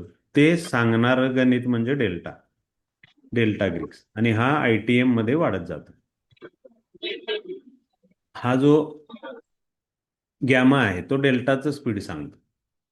आता गॅमा तुम्ही वाचला आणि गॅमा ब्लास्टवाल्यांची रील बघितली तर असं वाटतं की गॅमा कळला की मी मार्केटचा राजा झालो. तर गॅमा हलताना दिसणारच नाही तुम्हाला, आणि तो ब्लास्ट होतोय म्हणजे मार्केट संपल्यानंतर तुम्हाला कळते की ते गॅमा वाढलं. मग डेल्टा जर मार्केट वरच जाणार आहे तर हा डेल्टा वाढणारच आहे, म्हणजे तो ग्रोथ रेट त्या त्या प्रीमियमला मिळणार आहे. गॅमा त्या पर्सेंटेजने वाढतानाच दिसेल. थिटा हा आहे टाइम डिके, हा राहतो OTM मध्ये जास्त. त्यामुळे ज्याला सेलर म्हणून काम करायचं आहे त्याच्यासाठी थिटा फ्रेंड आहे, आणि ज्याला बायर म्हणून काम करायचं आहे ना त्याच्यासाठी डेल्टा चांगला पाहिजे. बाकी वेगा हा व्होलॅटिलिटी सांगतो डेल्टाची, आणि हा रो आहे म्हणजे अस्थिरता सांगतो डेल्टाची. आणि रो आहे ना, हा आपल्या RBIची मीटिंग असेल, त्यांच्या काही पॉलिसीमध्ये चेंज असेल, तसे अनाऊन्समेंट असेल तर त्या त्या दिवशी होणारा टेम्पररी इम्पॅक्ट मार्केटवर, मार्केटच्या प्राइसवर होतोच. आणि मग तो टेम्पररी इम्पॅक्ट ह्या रो ग्रीकनी मोजला जातो. आता ह्या सगळ्यातलं फक्त हे दोन गोष्टी म्हणजे डेल्टा आणि थिटा, आणि हे काय आहे एवढं माहीत झालं की तुमचं काम संपलं. बाकी या कुठल्या गोष्टीचा वापर करून तुम्ही मार्केटमध्ये काहीही परफॉर्मन्समध्ये बिल्टअप आणू शकत नाही. तर त्यासाठी काही गोष्टी मग जाणून बुजून इग्नोरच करायच्या. आणि न्यू कमरनी तर नक्कीच, कारण इथं गोंधळ त्या ग्रीक्समुळेच चालू होतो सुरुवातीला. आपल्याला एकच माहिती पाहिजे सुरुवातीला की आपण कॉल घेणार आहे ज्यावेळेला मार्केट वर जाईल त्यावेळेला, आणि पुट बाय करणार आहे मार्केट पडत असेल तर. मग ती रेंज वगैरे तो अभ्यासाचा विषय नंतरचा. कॉल घेत असताना आपल्याला चांगला ग्रोथ रेट असेल तर तो इन्स्टंट रिझल्ट देईल. ग्रोथ रेट नसेल त्याला चांगला तर OTM मधले वाढतच नाही. काही जण 5-6-7 रुपयाचे ना मार्केट 200 पॉईंटनी जाऊ दे त्या प्रीमियम मध्ये काय, कारण ते ऑलरेडी मेलेले असतात, डिके झालेले असतात OTM मधले. तर त्यांच्याकडून अपेक्षा करून आपण ऑप्शन्समध्ये कधीही प्रॉफिट कमवू शकत नाही. तर आपल्याला एक चांगला प्रीमियम सिलेक्ट करता आला पाहिजे. सगळ्यात पहिली गोष्ट, अंदाज बांधण्यासाठी जो अभ्यास आहे त्यामध्ये हे बेसिक गोष्टी घेऊ शकता, ज्यामध्ये डिरेक्शन कळते फुटफॉलच्या रेशोनी. हाही अंदाजच आहे. हा PCR रेशो तुम्ही असा कॅल्क्युलेट केला या पर्सेंटेजमध्ये, म्हणजे पुट आणि कॉलचे जे टोटल नंबर आहेत त्याचा भागाकार. आता हल्ली हे सगळं तुम्हाला रेडीमेड पण मिळते. 1.10 to 0.65 असा राहिला तर बेरिश प्रेशरमध्ये मार्केट आहे असं म्हटलं जातं, म्हणजेच कॉल सेलरची ताकद जास्त आहे. ओके, आता फक्त सेलर मार्केट चालवत नाहीत, त्यामुळे या गोष्टी माहिती असाव्यात. ह्या वापरात आणू नका, काही फरक पडत नाही त्यांनी. हा रेशो जर 1.60 1.80 असेल तर बुलिश प्रेशरमध्ये मार्केट असतं, का तर पुट सेलरची ताकद जास्त असते. आणि असं असेल 1.20 1.50 तर हे नॉर्मल रेंजमधलं मार्केट राहतं, म्हणजे ज्या मार्केटला खास काही डिरेक्शन नाही पण रेंज आहे बऱ्यापैकी. आणि मग आपल्याला अकॉर्डिंगली काम करता येतं. IV मी सांगितला तो 20+ असेल तर मार्केट चांगलंच वर्क होतं, म्हणजे बायरसाठी. सेलरसाठी तो धोक्याचा सिग्नल राहतो, कारण त्यांच्या अगेन्स्ट प्रीमियम जाताना दिसतात. आता ह्या चारही गोष्टी सहज आहेत आणि सोप्या आहेत, हे कळल्या, आणि एवढाच डाटा घेऊन आपल्याला रेजिस्टन्स दिसला, सपोर्ट दिसला म्हणून इथं पोझिशन बाईंगची बनवली मी, पुट बायची किंवा कॉल सेलची. तर चालेल का? तर हे जे नंबर्स आहेत, हा जो ट्रॅफिक असतो ओवायचा, हा अचानक प्लस मायनस होताना तुम्हाला दिसेल. जर मार्केट या बाजूला वर्क व्हायला लागलं तर हे पळून जाताना दिसेल. म्हणजे पोझिशन काढून घेतं का, तर त्यांना नुकसान जे आहे ना ते लाखाच्या पट्टीत होऊ शकतं, अनलिमिटेड नुकसान. म्हणजे तो प्रीमियम झिरो उलटा गेला ना, 1.25 लाखापर्यंत नुकसान, मग ते पोझिशन कट करतात. मग तो डाटा तुम्हाला चेंज इन ओआय मध्ये दिसतो. म्हणजे हे परमनंट नसतात आणि मुळात हे सेलर हेजिंग करतात. म्हणजे ते इकडच्या दगडावर आणि या म्हणजे कॉल पण विकतात आणि पुट पण विकतात. त्यांचा दोन्ही दगडावर पाय असतो. डिरेक्शनल काम करणारे फार कमी असतील, नाही तर तसं म्हणत नाही, पण मेजरली हे अशा स्ट्रॅटेजिक काम होतं. त्यांना मार्केट रेंजमध्ये राहणं परवडतं, म्हणजे ह्यांची अपेक्षा तशी असते. म्हणजे त्यांना सीए आणि पीए दोन्हीकडे प्रॉफिट व्हायचे चान्सेस वाढतात. सध्याचं मार्केट बघितलं तर असं साईडवेज मार्केट काही तासासाठीच राहतं, कारण ती रिटेलर पॉवर म्हणून. आणि मग मार्केट पूर्वी राहायचं 2-2, 4-4 दिवस एखाद्या रेंजमध्ये, तसा आता विषय नाही राहिला. एखादा आठवडा एक एक एक्सपायरी गेली तशीच मार्केटची. आता तो विषय राहिला नाही, त्यामुळे हे ऑप्शन सेलर सुद्धा टेन्शनमध्ये आहेत आणि ऑप्शन बाईंगमध्ये फार चांगले चान्सेस जनरेट होतात. तर बाईंग करायचं असेल तर मग हा पुढचा सेशन तुम्हाला शिकून घ्यावा लागेल, की हा जो इंडेक्स आहे ज्याला हे प्रीमियम फॉलो करतात, तो इंडेक्स मधले जे कॉम्पोनंट आहेत, जे निफ्टीमध्ये 25 आहेत, त्यातले मेजर मी इथं 7-8 दिलेत. यामध्ये रिलायन्स इंडस्ट्रीचा 12% वाटा आहे. आय टी मधला इन्फोसिस, टीसीएस आहे, यांचा जवळपास 12-14% वाटा आहे. बँक आहेत चार, त्यांच्याकडे 15-16% वाटा आहे. आणि इंडस्ट्री एल अँड टी एक आहे रिलायन्स बरोबर, त्यांच्याकडचा 3-4%.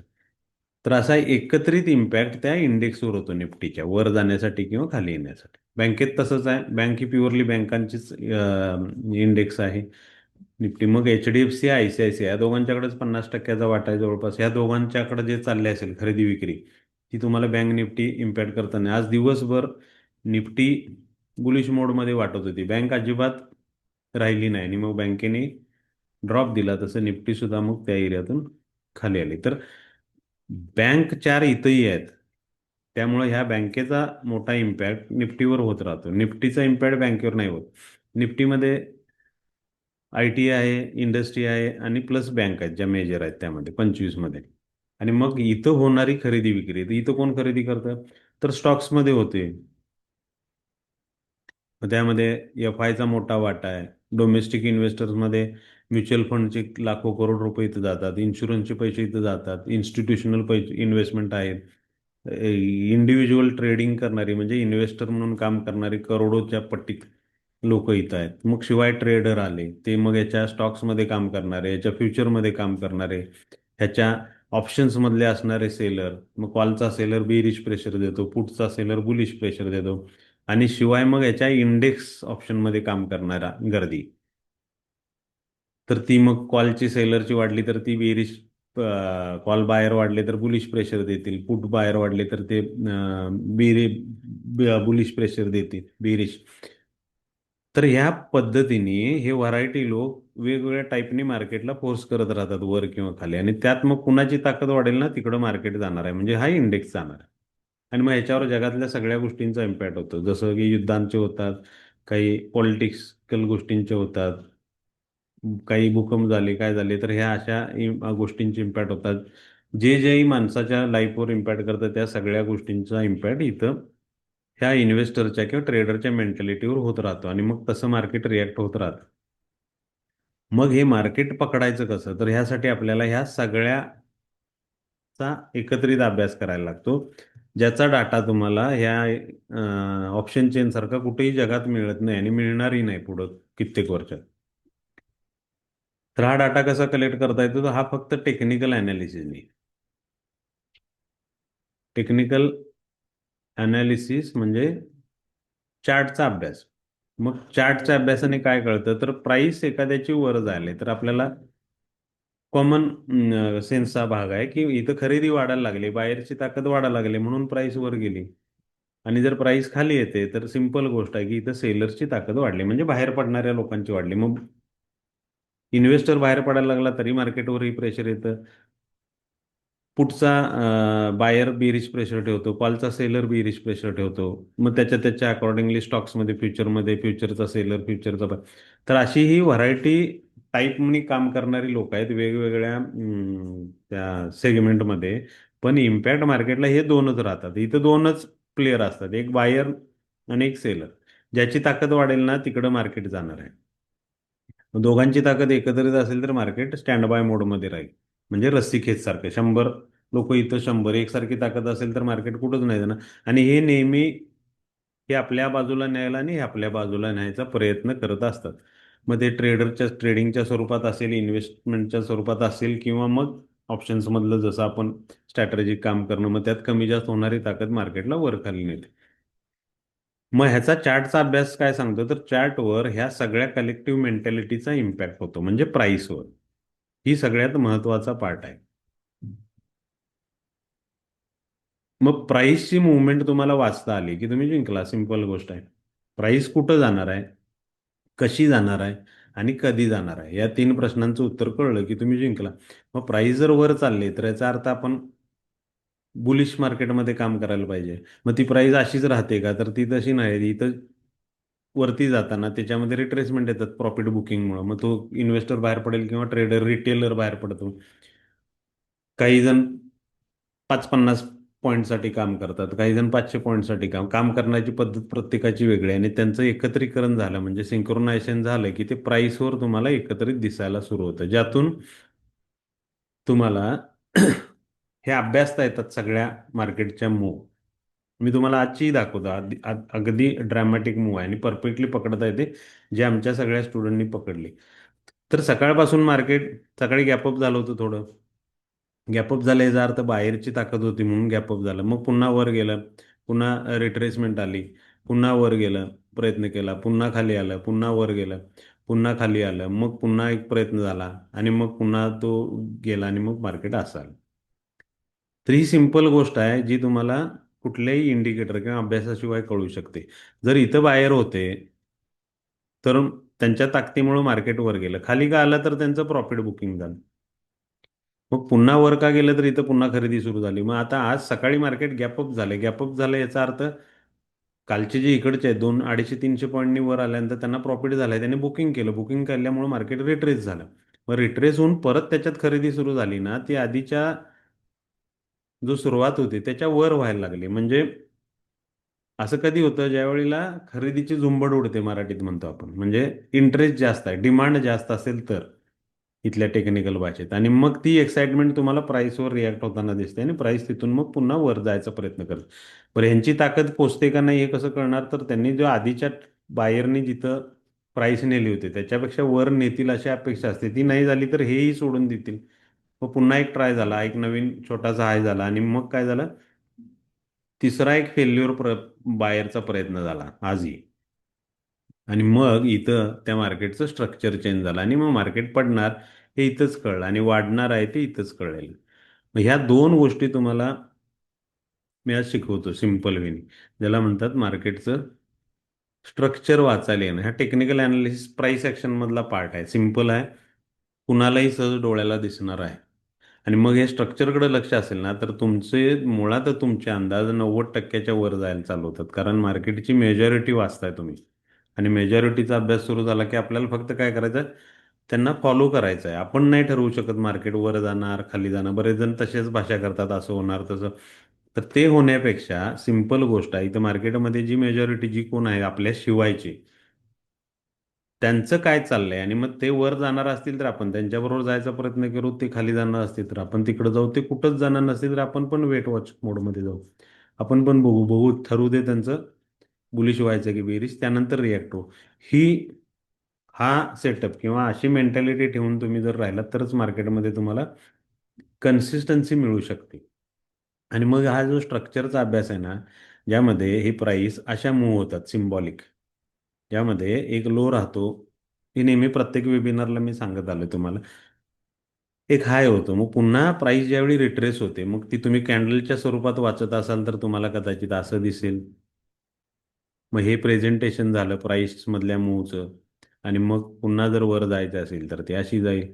मग ह्यातही वेगवेगळे प्रकार आहेत. रेनको वेगवेगळ्या टाईपने रेनको आहे, बार आहेत, लाईन चार्ट वापरता येतात, हायकिनेशी म्हणून ज्या ॲव्हरेज सेटअपच्या कॅन्डल्स तयार झाले त्या वाचता येतात. मग हे खाली येणं हे प्रॉफिट बुकिंग राहतं. आणि मग वर जाणं आणि मग ते जर आधीच्या लोपेक्षा वर जात असेल तर आपल्याला क्लिअरली कळते की मार्केटमध्ये बायर्स इंटरेस्टेड आहेत. आणि असं जोपर्यंत चाललंय तोपर्यंत आपण म्हणू शकतो की मार्केट हे कशामध्ये आहे? अप ट्रेंडमध्ये आहे.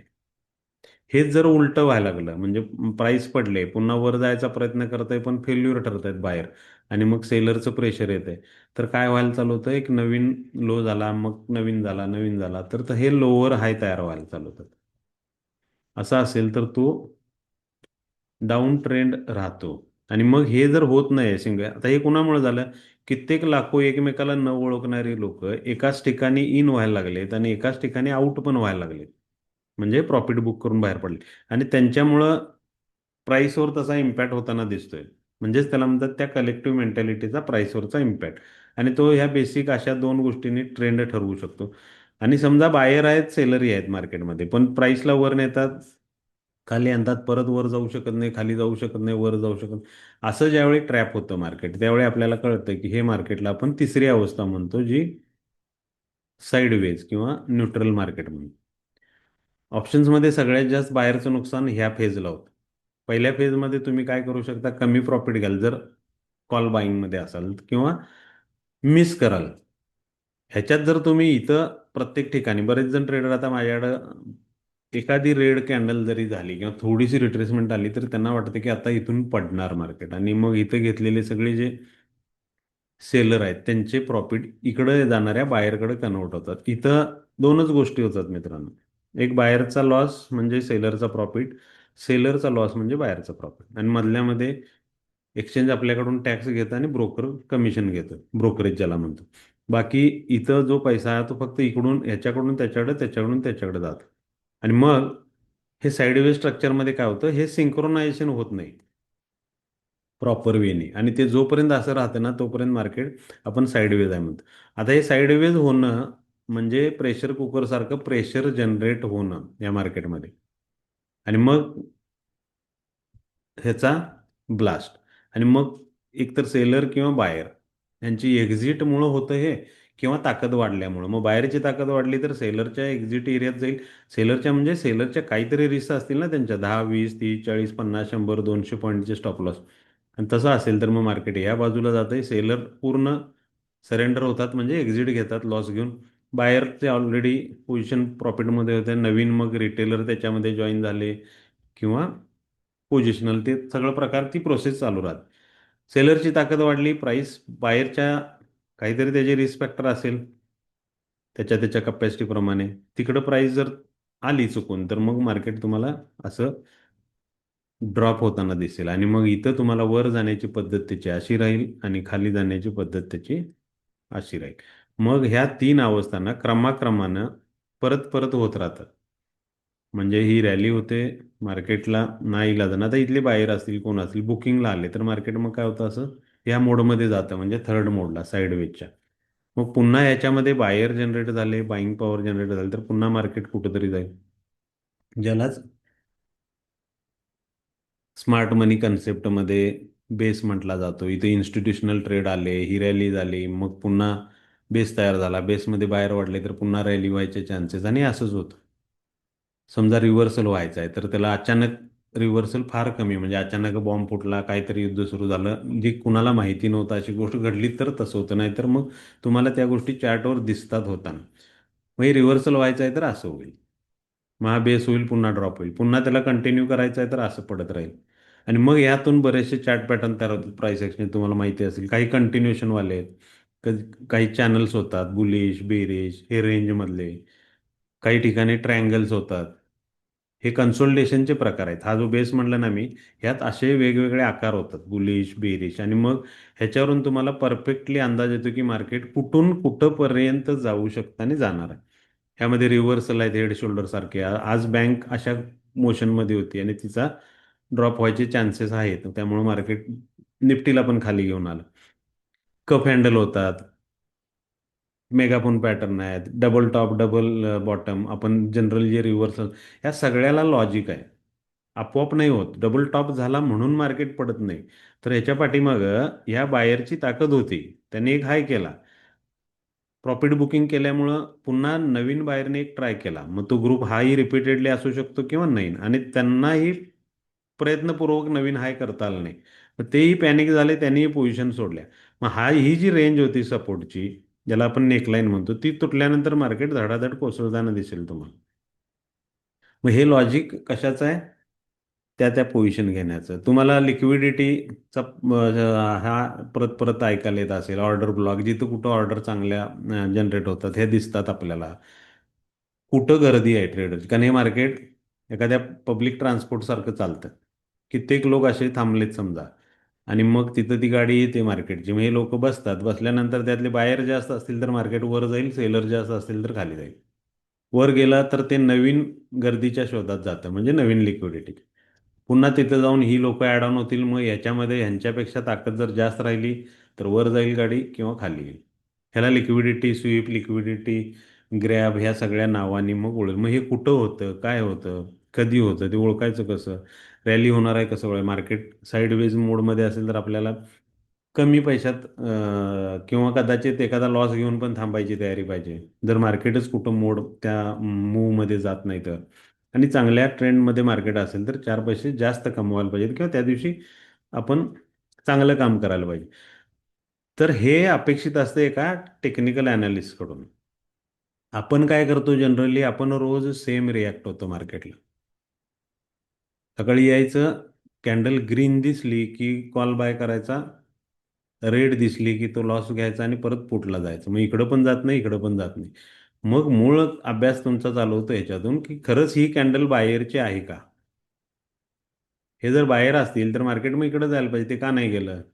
आणि हे जर सेलर असतील तर मग मार्केट पडायला पाहिजे होतं, तर ते का नाही पडलं? मग असे पॅटर्नचे पण अभ्यास आहेत ते जे अजिबात म्हणजे टोटल फेल्युअर आहेत. मग आपण कुठल्या टाइम फ्रेमवर अभ्यास करतो हे त्यानंतर आलं डिटेलिंग. मग आपल्याला काम कुठल्या टाईपनं करायचं आहे, मला इंट्राडे करायचं आहे, पोझिशनल करायचं आहे, का मला स्विंग करायचे घ्यायचे आहेत मार्केटचे. मग त्याप्रमाणे तुम्हाला तो अभ्यास ठरला, आणि मग ते साचेबद्ध एकदा तुमच्यासमोर ठरलं की मला असं असेल तर येस, असं असेल तर नो, असं असेल तर येस, असं असेल तर नो. ज्याला आपण म्हणतो स्ट्रॅटर्जीवालं ट्रेडिंग, की ज्याच्यात हे सगळं ॲक्सेप्ट केलेलं असतं. म्हणजे हे मी चूक केली तर हा लॉस होणार आहे, आणि मग तो लॉस मला ॲक्सेप्टेबल आहे, आणि तो मला कळतोय की हा माझा लॉस का झाला, याचं कारण कळते. सगळ्यात महत्त्वाचं काय येतं, की लॉस झाला तरी तो लॉस का झाला, आणि प्रॉफिट झाला तरी तो का झाला, हेचं उत्तर जोपर्यंत तुम्हाला सापडत नाही तोपर्यंत तुम्ही डोळ्याला पट्टी बांधून ट्रेड करायला लागला किंवा ह्याच्यात काम कराल, जे गॅमलिंगच्या बरोबरीनं आहे, ज्याच्यामध्ये भवितव्य आहे झिरो. तुम्हाला एखादा लॉस जरी झाला तर तो का झाला हे कळलं पाहिजे, तर तो पुढं टाळता येतो. आणि प्रॉफिट जरी झाला तर तो का झाला हे कळलं तर तो परत रिपीटेडली ती अटेम्प्ट करता येते. आणि असंच मग हळूहळू हळू आपल्याला कन्सिस्टंट होता येतं. म्हणजे जी अपेक्षा घेऊन आपण मार्केटमध्ये आलेलो असतो ना सुरुवातीला, की मला रोज पैसे पाहिजे, ते आपोआप मार्केट तर काही देत नाही. मार्केटला कसली इमोशन नाही आहे, ते तुम्ही त्याची भाषा शिकून हे रिॲक्ट व्हायला शिकलात की तुम्ही ट्रेडर झाला. आणि मग स्काय इज द लिमिट म्हणतात ना, तसंही मार्केट. आता मी तुम्हाला आजच ग्रुपवर एक आमच्या प्रथमेश नाईक म्हणून माझा अलीकडचा विद्यार्थी आहे, मागच्या 3-3.5 महिन्याचे तुम्हाला त्याचे स्क्रीनशॉट दिले. पूर्ण आमच्या दोघांच्यातलं व्हॉट्सअपवरचं बोलणं आहे. कोणी बघितलं नसेल तर बघा. 11,000 रुपये भांडवल घेऊन त्यानं सुरू केलं होतं. आता तो लाख प्लस आहे. हे किती? 2.5-3 महिन्यात. मग आता लाखाचे 2 लाख व्हायला वेळ लागत नाही, कारण त्याला आता ती आयडिया समजली की नेमकं मी काय करायला पाहिजे. मग धडपडत धडपडत सुरू झाला होता त्याच्याबरोबर, कधी लॉस घेतलाय, प्रॉफिट घेतलाय, कधी कव्हर केला. तुम्ही बघा, पण ओव्हरऑल त्याचा परफॉर्मन्स बघितला तर टोटल विनिंग आहे. आणि असे शेकडो विद्यार्थी आहेत. त्यातले प्रवीण शतपालकर सारखा आमचा यवतमाळचा विद्यार्थी आहे, 20,000वर त्यानं माझ्याकडे स्टार्ट केला होता 3.5 वर्षापूर्वी. आता तो 1.5 करोड प्लस आहे. अजूनही मार्केटमध्ये आहे. विनोद साळके आहेत पुण्याचे, संदीप आहेत आमचे मुंबईचे, जे दररोज जे एक्सपर्ट आहेत ना, ते 35-40 हजार रुपये सहज मिळवतात. आणि हे पर डेचं म्हणतो मी. मग हे अचानक इथं गेलेत का? तर अजिबात नाही, आणि अचानक जाताही येत नाही. तर तुम्हाला पहिल्यांदा 500 रुपये कमवायला शिकायला लागेल, मग ते 500चेच 5,000 होतील, मग 5,000चेच 50,000 होतील. इथं डायरेक्टली अशी उडी मारता येत नाही. आणि ज्या अपेक्षेने कित्येक लोक कंगाल झाले. तर तुम्हाला आधी क्रिकेटच खेळायचं आहे तर बॅटला बॉल लागायला पाहिजे आधी. मग हे परत परत व्हायला लागलं तर मग पुढं आल्या रन्स तुमच्या. मग सिंगल रनच पुढे तुम्हाला कन्वर्ट करत मग मोठा स्कोर करणं, रेकॉर्ड करणं हे सगळं नंतर आलं. हे अचानक डायरेक्टली मी उतरलो आणि मैदानात लगेच मी क्रिकेटर झालो असं होऊ शकत नाही. आणि ट्रेडिंग तसाच जॉब आहे. मग तो पोहण्याबरोबर रिलेट होतो. ड्रायव्हिंग शिकताना आपले जसे गडबडी होतात, पाठीमागचा आरसा म्हणजे चार्ट बघणे, बॅक टेस्टिंग करणे, पुढचा व्ह्यू व्हिज्युअलाइज करणे, मग ते बाकी ब्रेक आणि हे सगळे आपल्या सेफ्टीसाठी स्टॉप लॉस किंवा एक्झिट ह्या वापरणे, असा हा टोटल प्रोसेसचा भाग आहे. ते अचानक होणारा चमत्कार नाही, कुठल्याही कोर्सनं होत नाही. तर एका दिवसात ते चेंज येत नाही. तर ह्या प्रोसेससाठी काय लागतं तुम्हाला?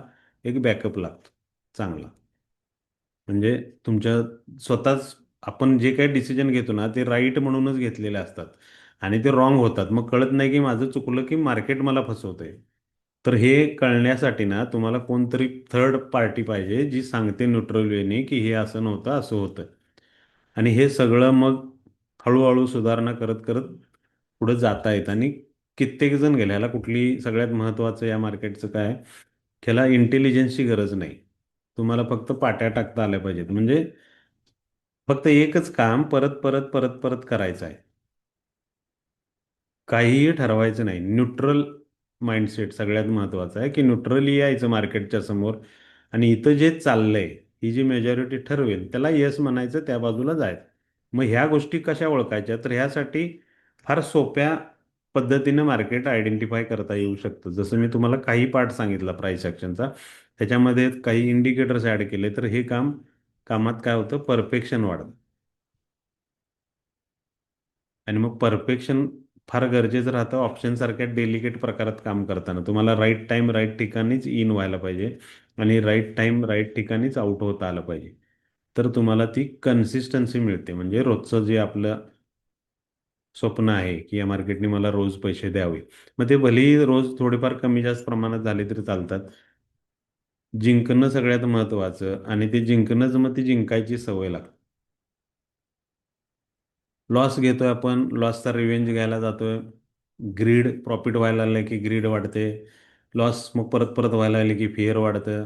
काही वेळेला काही क्लू मिळाले की मग फोमो वाटतो, असंच होईल तसंच होईल होणारच. तर या सगळ्यातून बाहेर पडायचं असेल ना तर तुम्हाला स्ट्रॅटेजिक काम करायला पाहिजे.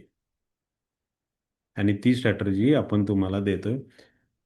त्याचे वर्कशॉप उद्यापासून चालू होतात, 4, 5 आणि 6 तारखेला संध्याकाळी 7 ते 10 PM. 3 असतात ही थिअरी लेक्चर असतात, फक्त थिअरी चालते, ज्यामध्ये बेसिक्स पासून सुरू होतं, लॉजिकल. आता काही गोष्टी मी तुम्हाला सांगितल्या तर तशा वेने त्या प्रत्येक गोष्टी तुम्हाला आधी पटवून दिल्या जातात लॉजिकल.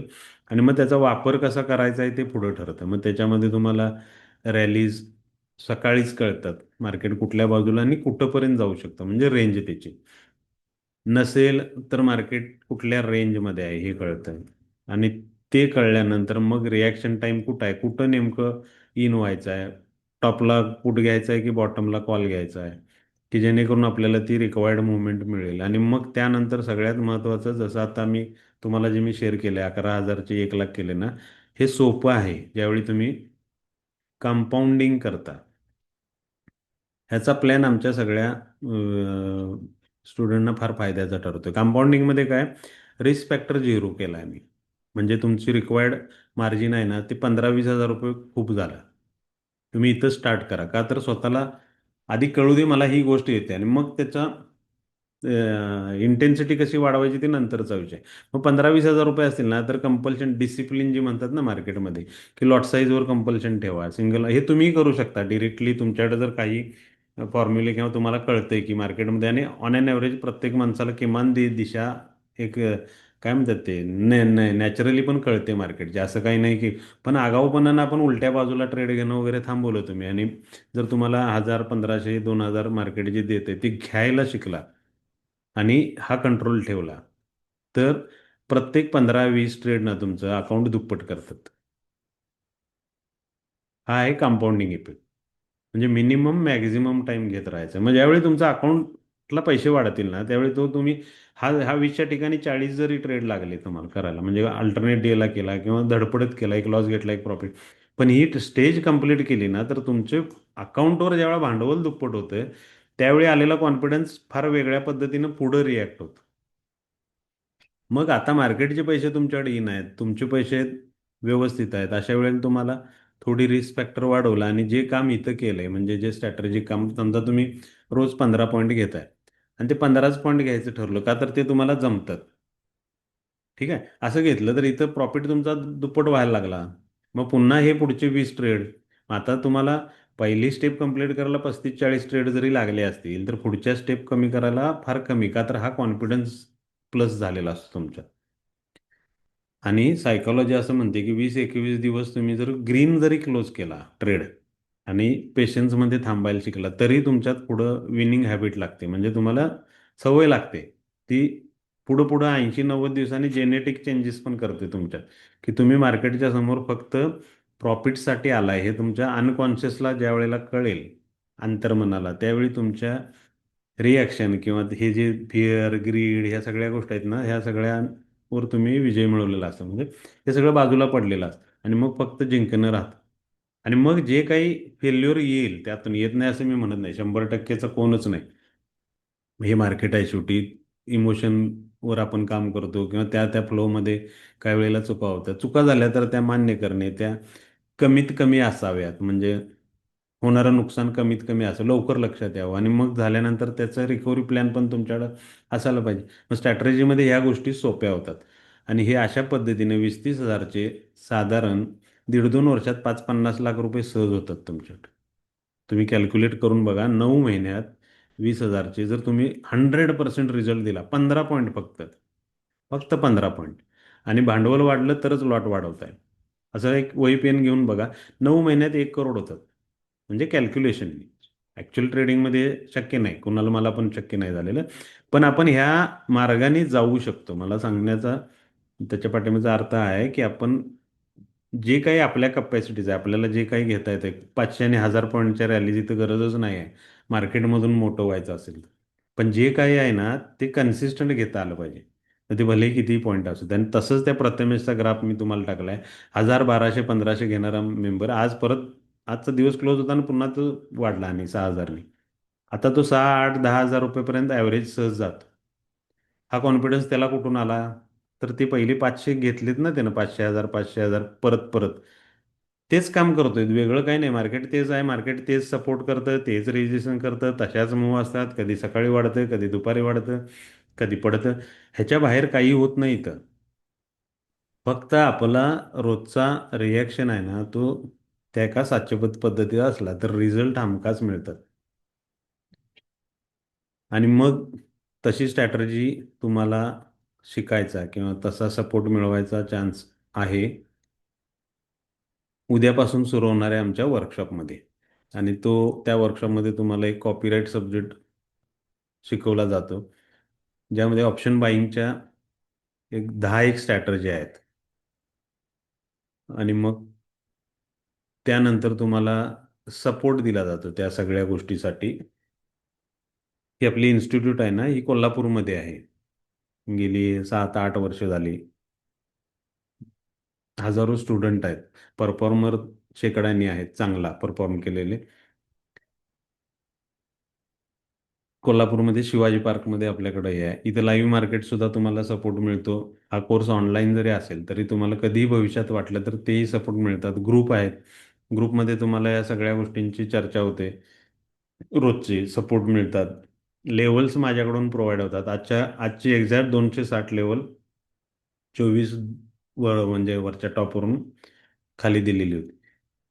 मग हे कसं काम करायचं, काय करायचं, त्याच्यासाठी मग स्ट्रॅटेजी वापरता येते. म्हणजे जे काही तुम्हाला सपोर्ट म्हणून पुरवता येईल ते सगळं दिलं जातं.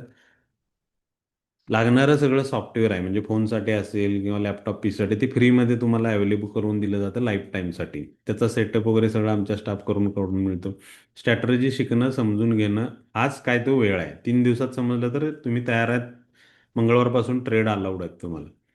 आणि मग त्याचे रिझल्ट तुम्हाला तिथं कळतात. मग त्याच्यासाठी जे काही प्रिकॉशन घ्यायचे आहेत, बॅक टेस्टिंग कसं करायचं, जर्नलिंग कसं करायचं, मानसिकता कशी पाहिजे, कुठल्या टाईमला ट्रेड करायचा, कुठले टाईम अवॉइड करायचे, रिव्हर्सल कसे ओळखायचे.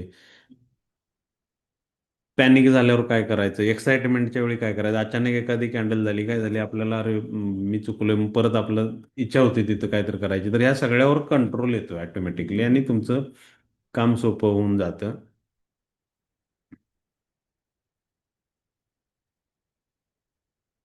तर त्यासाठीचा वर्कशॉप आहे. SMS वर बोलतो मी तुमच्या मेसेजिंगवर, सॉरी मेसेज बॉक्सवरच्या. तर त्याची फीज राहते 9,500 फक्त, विथ GST आहे. या नंबरवर तुम्हाला जीपे फोनपे करता येतं. हे सगळे डिटेल मी ग्रुपवर शेअर करतोय, किंवा आमचा इन्स्टिट्यूटचा स्कॅन कोड बँकनी ट्रान्सफरही करता येतात. उद्या संध्याकाळी एक्झॅक्ट 7 वाजता वर्कशॉप सुरू होतो. 5 पर्यंत तुम्हाला पेमेंट करता येईल, आणि पेमेंट केल्यानंतर याच नंबरवर मला स्क्रीनशॉट शेअर करायचा आहे. एवढंच तुमचं काम आहे. त्यानंतर रजिस्ट्रेशनची लिंक मिळेल तुम्हाला, आणि मग बाकी पुढच्या गोष्टी होऊन जातात. क्लासचे रेकॉर्डिंग दिले जात नाही, का तर हा कॉपीराइट सब्जेक्ट आहे म्हणून. तुम्हाला रिपीट वर्कशॉप करायला अलाउड आहे कितीही वेळेला, त्याला त्यासाठी कमिटमेंट फीज राहते फक्त कमी, आणि मग ते तुम्हाला करता येतं. टाइम फ्रेम तुम्हाला इंट्राडे करणं असेल तर कंपल्सरी 5 मिनिट वापरा, आणि त्याच्यासाठी सपोर्ट सिस्टीम 15 किंवा 30 मिनिटावर रन करा. तुम्ही जर अनालिस्ट असाल किंवा तुमचे अंदाज बरोबर ठरतात तर बेस्ट रिझल्ट मिळतील ऑप्शनमध्येही. श्रेया. ओके. रेकॉर्डिंग नाही मिळत बाकी. ठीक आहे. आता तुमचे काही प्रश्न असतील ना तर बिंदास विचारा. माईक ऑन करू शकता तुम्ही. सर एक प्रश्न होता, हां, बोला. विचारू का? बोला बोला. सर ह्याच्यासाठी आपल्याला दिवसभर बसावं लागतं का? कारण जॉब नाही, करून तुम्ही कसं जर करणार? जॉब करत असाल हां. तर तुम्हाला काही वेळ तरी तो फिक्स द्यायला पाहिजे रिपीटेडली. म्हणजे समजा सकाळी 9:15 9:30 9:15 मार्केट सुरू होते, तर साधारण 9:30 ते 12:30 हा पॅच कंपल्सरी मग रोजचा द्यायला पाहिजे. एक ओके. 10 तास देत असाल तर वेल अँड गुड. तुमच्याकडे वेळ ही पहिली रिक्वायरमेंट आहे या मार्केटमध्ये काम करायची. शिवाय तिसरी गोष्ट, ह्या स्ट्रॅटर्जीमध्ये तुम्हाला सकाळी जर वेळ मिळत नाही तर कमोडिटी मार्केट जे सकाळी 9ला सुरू होतं रात्री 12ला बंद होतं, तो पॅच एक तुम्हाला चांगला व्हॉल्यूमवाला मिळतो US मार्केट बरोबरचा, संध्याकाळी 6:30 7 ते 10 10:30. मग तिथं काम करायचं असेल तर तिकडेही शिफ्टिंग तुमचं केलं जातं, काही चेंजेस होतात. बेसिक सेमच राहतं. बेसिक प्राइस ॲक्शन सगळ्याच मार्केटला जगातल्या सेम आहे. फक्त टाइम फ्रेममुळे होणाऱ्या चेंजेस, किंवा तिथं लॉट साईज कशी राहते, काय राहते, मार्जिनमध्ये चेंज येतो. ऑप्शन्स आणि तिकडच्या कमोडिटी ऑप्शन्समध्ये तुम्हाला मार्जिन जास्त लागेल, तर ह्या गोष्टीची तयारी असेल तर तेही तुम्हाला दिलं जातं. शिवाय ज्यांना स्टॉक्समध्ये काम करायची इच्छा असेल, ह्याच्या बरोबरीने इन्व्हेस्टर म्हणून तुम्हाला काम करायचं आहे किंवा स्विंग ट्रेडर म्हणून, तर ती स्ट्रॅटर्जी फ्री ऑफ मिळते, म्हणजे सपोर्ट म्हणून तुम्हाला. तर ह्या सगळ्या त्या ह्या एकाच कोर्समध्ये अवेलेबल आहेत. म्हणजे थोडक्यात मला काय सांगायचं आहे की तुम्ही एक एक थेरीने शिकला की ती थेरी मल्टिपल वेने कुठेही वापरता येते, थोडेफार चेंजेस करून. मग स्टॉक्समध्ये काम करायचं झालं तिकडे चेंज घेता येतो, कमोडिटीत जायचं आहे तिकडेही जाता येतं, आणि किंवा त्याचे स्पेशलायझेशनच करायचं असेल तर आमच्याकडे ऑफलाईन वर्कशॉप पण असतात, ज्याची फी राहते 30,000 रुपये. ज्यामध्ये लाईव्ह मार्केट ट्रेनिंग आणि लाईव्ह मार्केटच, मग अनलिमिटेड आवर्सची प्रॅक्टिस आहे. म्हणजे तुम्ही 2 महिने 3 महिने आमच्या बरोबर इन्स्टिट्यूटमध्ये बसूनच ट्रेड करू शकता. आणि हा जरी कोर्स केला तुम्ही ऑनलाईन तर ती गोष्ट तुम्हाला फ्री ऑफ चार्ज तीही अलाउड आहे. तुम्ही महाराष्ट्राच्या कुठल्याही कानाकोपऱ्यातून येऊ शकता इथं. आपल्याकडे बरेच जण येत राहतात, ज्यांना काही प्रॉब्लेम आले, क्वेरी झाले, किंवा थोडे आणखी स्मूथ व्हायचं आहे ट्रेडिंगमध्ये, तर येतात. आणि ते सगळं तुम्हाला अलाउड आहे इथंही. आणि ही महाराष्ट्रातली एकमेव सिस्टीम आहे आमच्याकडे की तुम्हाला लाईव्ह मार्क एक तर कसले चार्जेस नाहीत, आणि दुसरी गोष्ट तुम्हाला अनलिमिटेड आवर्स आहे. तुम्ही येऊन इथं 2 दिवस 4 दिवस ॲक्च्युअल ट्रेड करू शकता, ज्यामध्ये तुम्हाला तो कॉन्फिडन्स गेन करायला मदत होते. आणि हे असं गेली 6-7 वर्षे कंटिन्युअसली चालू आहे आपल्याकडे. Okay sir. ठीक आहे. Thank you sir. बोला. आज आमचा सकाळी प्रसाद सर कॉल होता, बुलिश म्हणजे कॉल बायसाठी होता. आमच्या 2 एंट्रीज होत्या, आणि त्यानंतर टॉपवरूनच आमचा होता पुटसाठीचा, आणि त्याचं टार्गेटही होतं 260. तर ते डन झालेलं आहे. दिगंबर काकडे, तुम्ही फोन करा मला उद्या सकाळी किंवा नंतर करा, चालेल. तुम्हाला हे बघायचं असेल तर चार्टवर जाऊया. वेळ आहे का तुम्हाला सगळ्यांना? वेळ आहे का? हो आहे हो सर, सर. सांगा ना. आहे वेळ आहे. हो सर. हो आहे, वेळ आहे, वेळ आहे. स्ट्रेस असेल तर मला काही नाही, आणखी अर्धा एक तास गप्पा मारू आपण. चार्टवर दाखवतो तुम्हाला हे सगळे ग्रीक्स कसे आहेत, काय आहेत, किंवा प्रीमियम कसे चालतात, डेल्टा थिटा. शिवाय प्राइस ऍक्शनचं जी एवढी डिस्कशन आपली झाली ते थोडंसं बघू आपण काय. चालेल सर, चालेल.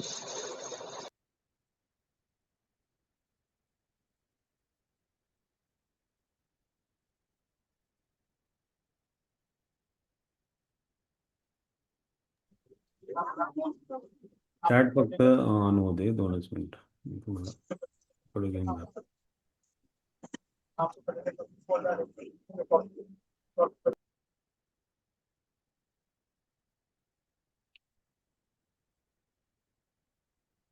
तर अनालिसिससाठी चार्ट पण चांगल्या कंपनीचे वापरा, म्हणजे लाईव्ह तुमच्याकडे डाटा यायला पाहिजे. नाहीतर मग जी चर्चा चालते ना की ते इंडिकेटर लॅगिंग आहे, ग्लिच येतो अचानक, ते काय होतं आता बऱ्याचशा ब्रोकरनी पब्लिक डिमांड म्हणून सुरू केलं चार्टचं.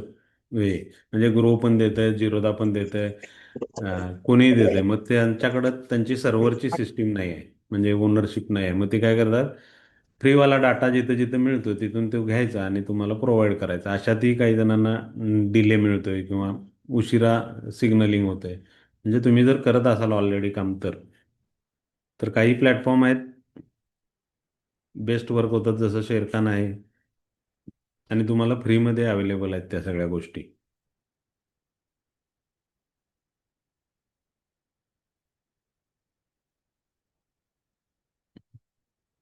दोनच मिनिट.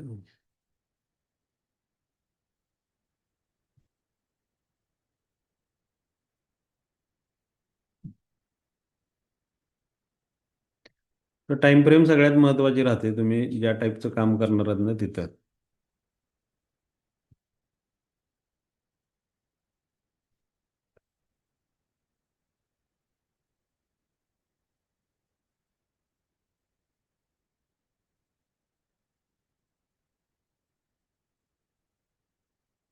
दोनच मिनिट हे अपलोड व्हायला लागले.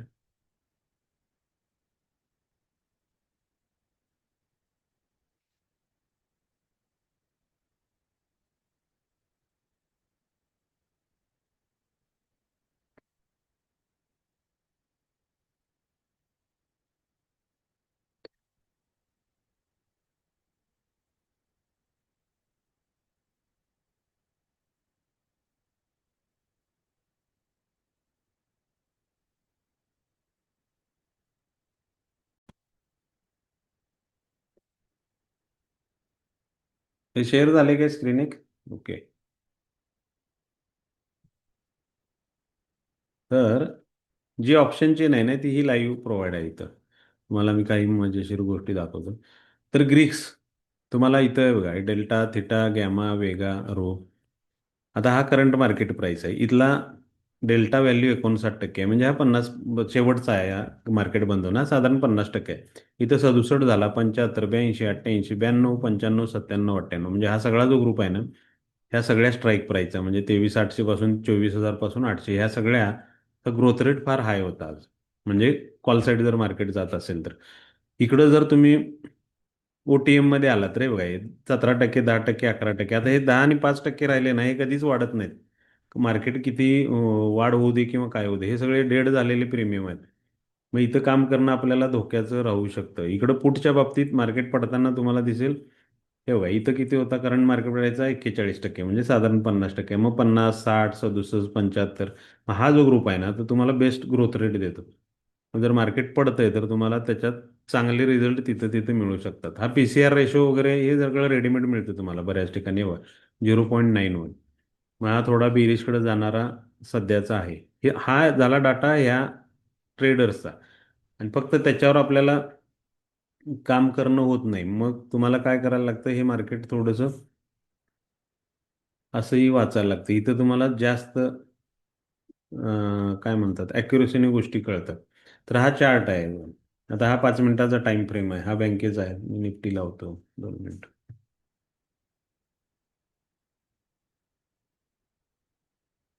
ओके. तर ह्या सगळ्या ज्या छोट्या मोठ्या गोष्टी आहेत ना त्या फार इम्पॅक्ट आहेत. थोडक्यात काही कॉमन सेन्स आपल्या डोक्यात यायला लागतो की ह्या मार्केटमध्ये काम करायचं, ह्या मार्केटला समजून घ्यायचं. म्हणजे ही चित्राची भाषा आहे जी आपल्याला उपजत असते. हे बघा, सकाळी मार्केट ह्यूज गॅपअप झालं, त्याच्या आधी वर येताना मार्केट हे बुलिश मोडमध्ये आलं, तर ज्यामध्ये मी तुम्हाला आता आपण बोललो की हायर लो फॉर्मेशन, हा बुलिश मोड कंटिन्यू झाला, सकाळी ड्रॉप आला आणि पुन्हा इथून आमचा हे सगळे कॉलचे आहेत. हे बघा, हा ऑर्डर ब्लॉक तयार झाला स्मार्ट मनी कन्सेप्टमध्ये, आणि मग हे दोन तुम्हाला चान्स होते कॉल बायचे. रिझल्ट काय होता तर फक्त डी आय पर्यंत वाटत होतं वरती ब्रेक होईल, नाही झालं. मग हे बुकिंग होणं फार गरजेचं राहतं. आणि मग मार्केटनी खाली येताना पहिल्यांदाच इथं सिग्नल दिला की मार्केट आता बेरिश होते, म्हणजे लोअर हाय फॉर्मेशन झालं, आणि मग मार्केट ते इथं आलं. आता हे एक्झॅक्ट 260लाच येऊन थांबणार का, ह्याचाही अभ्यास आपल्याला करायला लागतो. मग त्यासाठी काही इंडिकेटर लागतात. आपण जे करतोय ते काय करतोय, आपण काय करतोय, रेड कॅन्डल दिसली म्हणून पुट घेतोय, ग्रीन दिसली म्हणून कॉल घेतोय. तर ही रेड कशाची आहे, तर ही याच्या इथल्या ट्रेडरची बुकिंग कॅन्डल होती. म्हणजे फार मोठ्या पर्सेंटेजमध्ये बुकिंग झाल्यामुळं मार्केटमध्ये रेड कॅन्डल तयार झाली. मग या कॅन्डलच्या मागे न लागता ही बाकीची भाषा जर शिकायला लागलो आपण तर आपल्याला फार सोपं होतं मार्केट शिकणं. स्ट्रक्चरचा जो पार्ट आपण चर्चा केला त्यामध्ये हे बघा सगळं क्लिअर दिसतं इथं की मार्केट कसं कसं वर जाऊ शकतं आणि कसं खाली, आणि एवढ्या छोट्या टाइम फ्रेमवर सुद्धा तुम्हाला ह्या मूव दिसतं. हे सगळे साईडवेज मार्केटची लक्षणं आहेत हे बघा ही. आणि मग मार्केटने इथनं उचल घेतली, हा हायर लो करत पुन्हा हा क्लोजिंग साईडवेज झालाय, पुन्हा हा हे बघा हे. इथं काय झालं, परत कन्सोलिडेशन, जो विषय आपला झालाय तसा, की ही रॅली झाली एक, की मग ते कन्सोलिडेशन येतच येतं, आणि मग पुन्हा तिथं काय होईल ते पुढच्या मूवसाठी. मग हे हे एरियाच वाचणं फार महत्त्वाचं राहतं की त्याचा इम्पॅक्ट नेक्स्ट काय होणार आहे पुढं. आणि ते थोडंसं तुम्हाला आधी कळायला लागलं तर तुम्ही मग त्या सगळ्या पुढच्या मूव व्यवस्थितपणानं पार पाडू शकता. हे बघा, आजचं काय झालं, हा गॅपअप झाला आणि मग रेंजमध्ये आला, म्हणजे हा बेस तयार झाला, पुन्हा इथून ड्रॉप आला, हा पुट आला. आता हा कुठंपर्यंत जाणार, काय होणार ते पुढं. मग याच्यामध्ये ट्रेंड लाईन काम करतात, मग ते चार्टचे पॅटर्न काम करतात, आणि प्लस सगळ्यात महत्त्वाचं ऑप्शनसाठी आहे ते म्हणजे हे मोमेंटम जनरेट होणं. मोमेंटम म्हणजे मार्केटचं स्पीडोमीटर आपल्याला वाचता येऊ शकतं. जर दिशा कळले, इथली दशा कळाली की इथं सेलर्स रिॲक्ट व्हायला लागले तर मार्केट पडणार आहे, आणि ते कधी पडणार ह्याच्या परफेक्ट टाइमला तुम्ही इन झालात की मग हा पॅच तुम्हाला ॲज अ प्रॉफिट कलेक्ट करता येऊ शकतो. मग आज आमचे हेच प्रयत्न झालेत सगळे. हे बघा, हे मार्केट तुम्हाला नेहमी मग ट्रेंडमध्ये फार कमी वेळा दिसतं, आणि मग मार्केट अशा हे बघा, आता हा लो होता, इथं गॅपअप झालं होतं, लो केला, खाली केला, पुन्हा हायर लो झाला, पुन्हा हायर लो झाला, हायर लो. हे जोपर्यंत करतंय तोपर्यंत मार्केट एका रेंजमध्ये गेलं. ह्याच मूव याच्या 23,000 वाजून 23,438 दीड दिवसात मार्केट 400 पॉईंटनी वर गेलं. ही मूव ब्रेक केली, म्हणजे हा लास्टवाला बाईंगचा ट्राय होता, तो ब्रेक झाला, म्हणजे स्ट्रक्चर ब्रेक झालं, ज्याला चेंज ऑफ कॅरेक्टर म्हणतात. इथूनच आपल्याला अलाउ होतं. इथं तुम्हाला लक्षणं दिसलेली की मार्केटमध्ये लो राय होतं, म्हणजे सेलरच्या ऑर्डर यायला लागलेत, आणि मग मार्केटमध्ये एक मोठा ड्रॉप आला. पुन्हा तो कुठंपर्यंत आला, या एरियातच आला. मग हे परत परत होत असेल तर हेच सेशन म्हणजे सपोर्ट झोन होतात. असा परत रिपीटेडली ह्याच एरियात मार्केट रिजेक्ट होतात, त्याला रेजिस्टन्स म्हणतात. ह्याच्यात अवघड काही नाही आहे शिकायला, रिॲक्ट होणं अवघड आहे. आणि मग कधी कधी अशा ह्या ड्रामॅटिक मुवमेंट, आता हे स्ट्रक्चर होतं, इथं लो केला, इथंच तुम्हाला हायर लो कळताना कळलं की मार्केट बुलिश मोडमध्ये, आज बायर्स रिॲक्ट व्हाले, आणलं ना वर, पुन्हा इथं तुम्हाला हे बघा इथंच कळालं की मार्केट बेरिश होतं. मग इंट्राडेमध्ये फार चांगले पैसे मिळतात त्याच्यात. हे बघा इथं, हे मार्केटचा कन्सोलिडेटेड एरिया, आणि मग ही 250 पॉईंटची वन साईड झालेली मूव, आणि ही एक्झॅक्ट इथं आमच्याकडे इंडिकेट होते की इथं तुम्हाला कॉल बाय करायचा आहे आणि जाणार कुठंपर्यंत.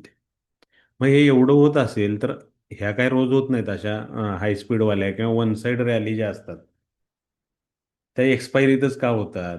हे बघा, हे सगळे ट्रेंड तुम्हाला डोळ्याला दिसतील आता फक्त स्ट्रक्चरचा अभ्यास केला तर. हे बघा, इथे सकाळीच कळते ना मार्केट काय करणार आहे, बेरिश राहणार आहे. हाच कंटिन्यू ठेवला नेक्स्ट डे पण, इथं तेच होतंय बघा, सुरुवात इकडं झाले. मग आपल्याला दिसतंय इथं पडलेलं मार्केट, पण ह्याचा प्लॅन झाला इथं. हे जे तुम्हाला साईडवेज दिसतंय, इथल्या सेलर पॉवरमुळे पुढे हे सगळे रिॲक्शन झाले. मग हे वाचता आलं तर लवकर रिॲक्ट होता येतं या एरियात, आणि इथंच जर तुम्ही पुढ घेऊन बसला तर हे पुढच्या मुवमेंट तुम्हाला प्रॉफिटच देणार आहेत ना, की नुकसान देतील. हे बघा, इथं बरेच जण असे ट्रॅप होतात. आता इथं हा बॉटम होऊन हायर लो होता, आपल्याला स्ट्रक्चरनीच कळते की हायर लो आहे, हा हाय केला आणि नंतर काय झालं इथंच कळालं ना तुम्हाला की याच्यात आता बायर्स नाही शिल्लक राहिले, सेलर्सची रिॲक्शन यायला लागली. इथंपर्यंत बाहेर होते, इथं पण बाहेर होते, आणि मग तुटणार मार्केट आणि मग तुटत राहिलं. हे काय, मग हे जर इथंच कळतंय तर रिॲक्शन इथंच यायला पाहिजे. आणि तुम्हाला सिम्पल मी स्ट्रक्चरच्या भाषेत सांगितलं, ह्याला 100% ॲक्युरेसीवर नेता येतं, आणि ते तुम्हाला त्या स्ट्रॅटर्जीमध्ये मिळेल आमच्याकडे, आणि ज्याचा फायदा तुम्हाला तुमच्या परफॉर्मन्स बिल्टअपमध्ये होतो. सेन्सिबल बद्दल मत म्हणजे सेन्सिबलवर चार्ट बघत असाल तर ठीक आहे, लेट येतात थोडे, बघितलं तुम्ही लाईव्ह मार्केट तर लेट कॅन्डल होतात. थोडं दुर्लक्ष केलं मार्केट, तो रिफ्रेश नसला केला तर दिसतच नाहीत, अशा गोष्टी होतात. सेन्सिबलला बऱ्याचदा वापरलं जातं ओआय डाटा, तिथं ग्राफिकली मिळतो म्हणून.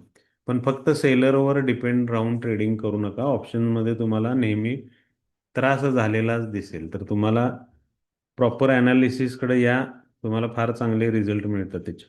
आणि आपल्याकडचे कित्येक शेकडो मेंबर्सचे रिझल्ट मी तुमच्याबरोबर शेअर केलेत आधीच. आमचं चॅनल आता ते परमिशन यूट्यूबनी पण कट केली, PNL वगैरेची. मी तुम्हाला ते आपल्याकडची रेकॉर्डिंग पर्सनली पाठवतोय, बरीचशी आहेत ती. तर माझा हां एक प्रश्न आहे. हां आजच्या ना सर, आज दुपारनंतर मार्केट खाली आलंय. हां. हा, तर तुमच्या स्ट्रॅटेजीनुसार त्यामध्ये काही पुट पुट पुढचा साईडचा कॉल होता का? पुढचा ट्रेड होता आमचा, आणि तो कुठंपर्यंत येणार हेही मी तुम्हाला हे बघा दाखवतो. कोणत्या लेवलला होता, दाखवता का सर एकदा? आता सांगितलं ना, दाखवतो.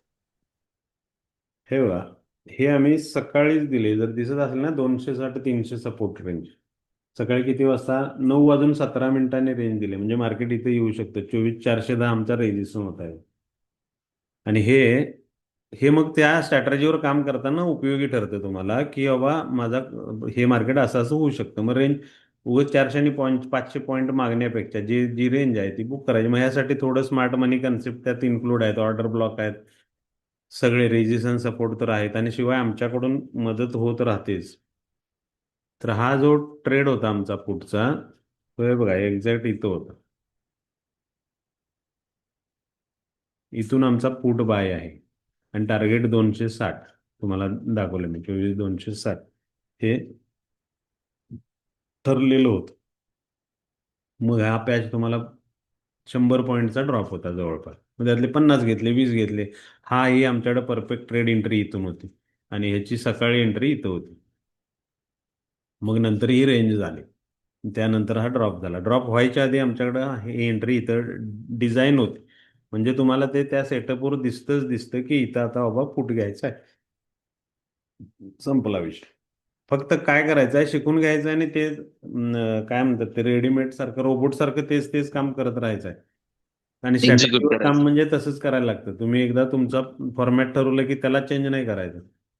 मग त्याचं फेल्युअरही तुम्हाला माहिती आहे, किती पर्सेंट होणार आहे, कुठं होणार आहे, आणि मग विनिंग रेट पण माहीत असतो. मग तो बॅलन्स जमला की जमलं, मग अकाउंटला काही टेन्शन येत नाही आपल्या. धन ॲपही चांगला आहे, धनचं ट्रेडिंगचा प्लॅटफॉर्मही चांगला आहे. मी चार्ट रीडिंगसाठी म्हटलं, मी कुठला ब्रोकर खराब आहे असं म्हणत नाही. चार्ट रीडिंगसाठी तुम्ही जे सॉफ्टवेअर वापरता ना, ती लाईव्ह असावी, म्हणजे ते दिसावं आपल्याला लवकर. ते उशिरा प्रेझेंट होत असेल तर मग चुकतात. मोबाईलवर शुभम सर फार चांगलं काम करता येतं. मोबाईलसाठीचं ॲपही आमच्याकडून तुम्हाला जे फ्रीमध्ये अवेलेबल आहे, मार्केट पल्स नावाचं, ते पेड आहे. तुम्हाला ते आमच्याकडं कन्वर्ट करून मिळतं. फार चांगले रिझल्ट आहेत, लाईव्ह आहे. तुम्ही डिरेक्टली वापरत असाल तर प्ले स्टोअरवरून घेऊन वापरू शकता, आणि फार स्वस्त आहे. 1200-1400 रुपयात वार्षिक मेंबरशिप आहे तुमची, सबस्क्रिप्शन. आणि चार्ट ट्रेडिंग चांगला आहे, ग्रीक्स दिसतात, ऑप्शनची सगळी डिटेल तिथं मिळतात तुम्हाला, डेल्टा, थिटा, गॅमा. शिवाय तुम्हाला अलर्ट लावता येतात. ह्या सगळ्या गोष्टी आहेत तिथं.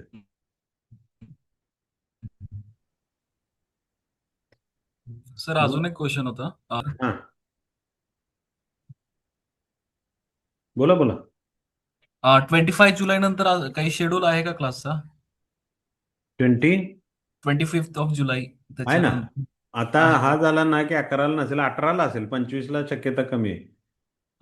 25 ला 18, कमी 19, 20 असेल. होय. आणि सर नेक्स्ट मंथ मध्ये कधी असणार?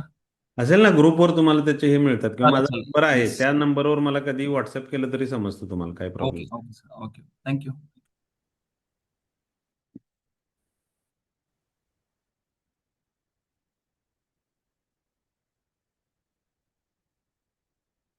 मार्केटमध्ये एक्सपिरियन्स सर झाली आता 10 वर्षे. इन्स्टिट्यूटच आमची आता 7-8 वर्ष झाली.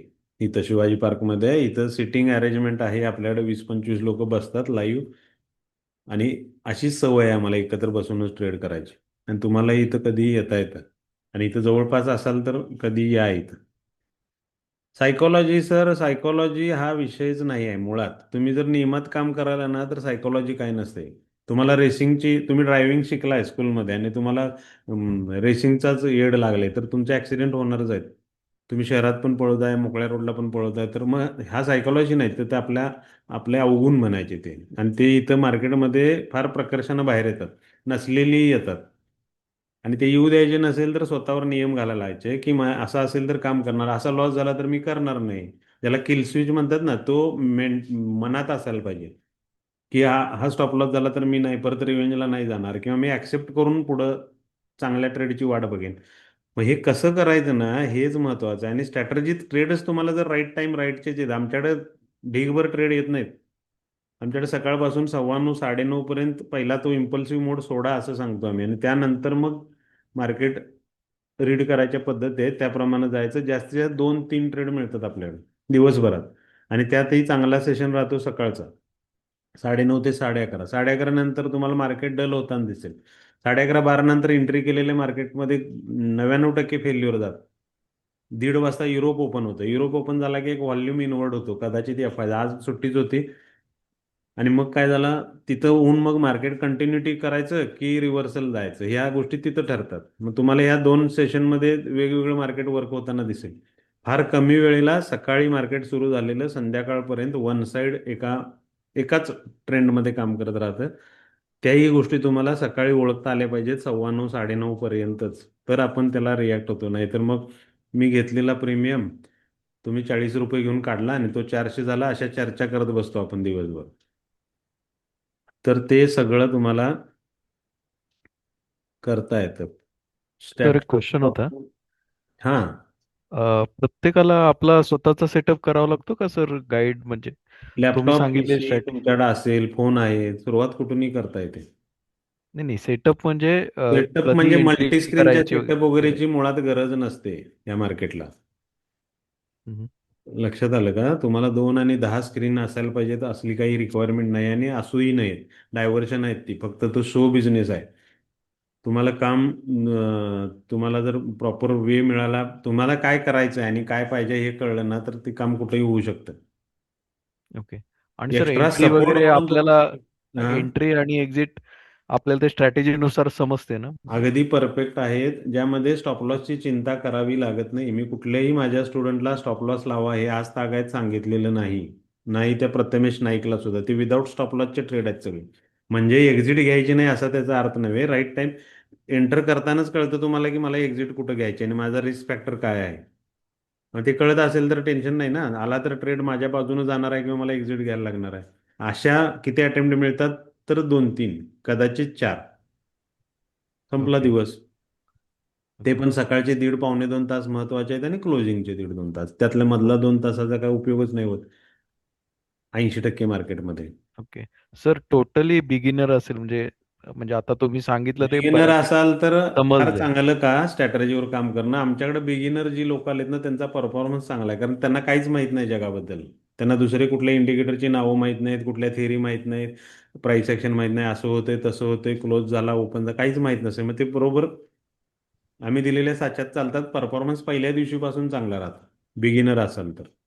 Okay got it. आणि डाटा इनवर्ट केलेली म्हणजे ऑलरेडी डाटा इनपुट झाला आहे मेंदूत. 2 वर्ष 5 वर्ष आपण काम करतोय आणि हजारभर स्ट्रॅटर्जी आहेत, 17 मार्केटचं नॉलेज अफाट आहे, पण इम्प्लिमेंट करता येत नाही. असा एक वर्ग राहतो की त्याला कळते तर सगळं, पण रिॲक्ट होता येत नाही. मग तशा स्टेजला असाल तर मग त्याच्यासाठी सुद्धा ट्रीटमेंट आहे आपल्याकडे, कसं मार्गी लागायचं, ते ट्रॅकमध्ये कसं यायचं. Okay, thank you sir. त्याला जरा वेळ लागतो. ते डोक्यातल्या आधी तो जुना डाटा डिलीट करायला पाहिजे जो काही उपयोगाला आला नाही, आणि नवीन ॲड ऑन करायला पाहिजे की हे मार्केट मला असंच वाचायचं आहे. मग जबरदस्तीची डिसिप्लिन लावून घ्यायला लागते काही वेळ, आणि मग ती लागते व्यवस्थित. Okay sir. तुमची स्ट्रॅटर्जी वाचून फुल टाइम ट्रेडिंग करता येऊ शकतं. तर कित्येक जण आहेत दादा आपल्याकडे, तर तुमचा परफॉर्मन्स कसा राहतो, काय राहतो, तर कुठली तुमची आपल्या ज्या लायबिलिटीज आहेत, तर ते सगळं व्यवस्थित चालावं इतपत इन्कम पाहिजे. आणि तुम्ही नवीनच असाल तर मग कमी भांडवलात सुरुवात करून आपलाच परफॉर्मन्स आपणच कॅल्क्युलेट करत करत जायला लागतं पुढं. तर ते होऊ शकतं, करतात बरोबर. चोपडे साहेब, कोल्हापूरमध्ये इन्स्टिट्यूट आहे आपली, पुण्यात नाही. आणि हा वर्कशॉप तुमचा ऑनलाईन असेल.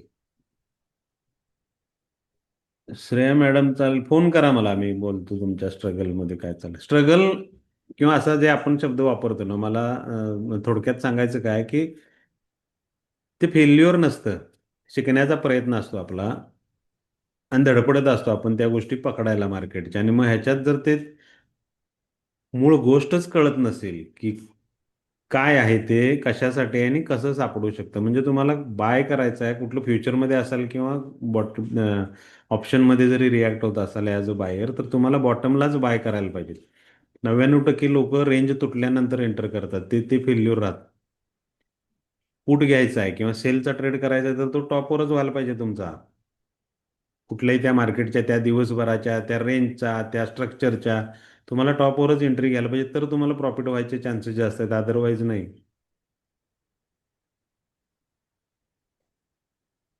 फोन करा मला, ज्यांना कुणाला बोलायचं असेल ना, हाच नंबर आहे माझा, उद्याही करू शकता. आणि ज्यांना एनरोल करायचं आहे तर ते तुम्ही पेमेंट करून होऊ शकता. एक ॲश्युरन्स माझ्याकडून तुम्हाला की तुम्हाला पश्चाताप होणार नाही मी इथं येऊन चुकीचं केलं किंवा मला काहीच कळलं नाही, किंवा हे मला तुम्हाला आजपर्यंत जरी काय माहिती असेल तर हे सगळं नवीन असेल तुमच्यासाठी. ठीक आहे, चला, उपस्थितीबद्दल धन्यवाद आणि भेटू पुढच्या वेबिनारला. थँक्यू. Good night.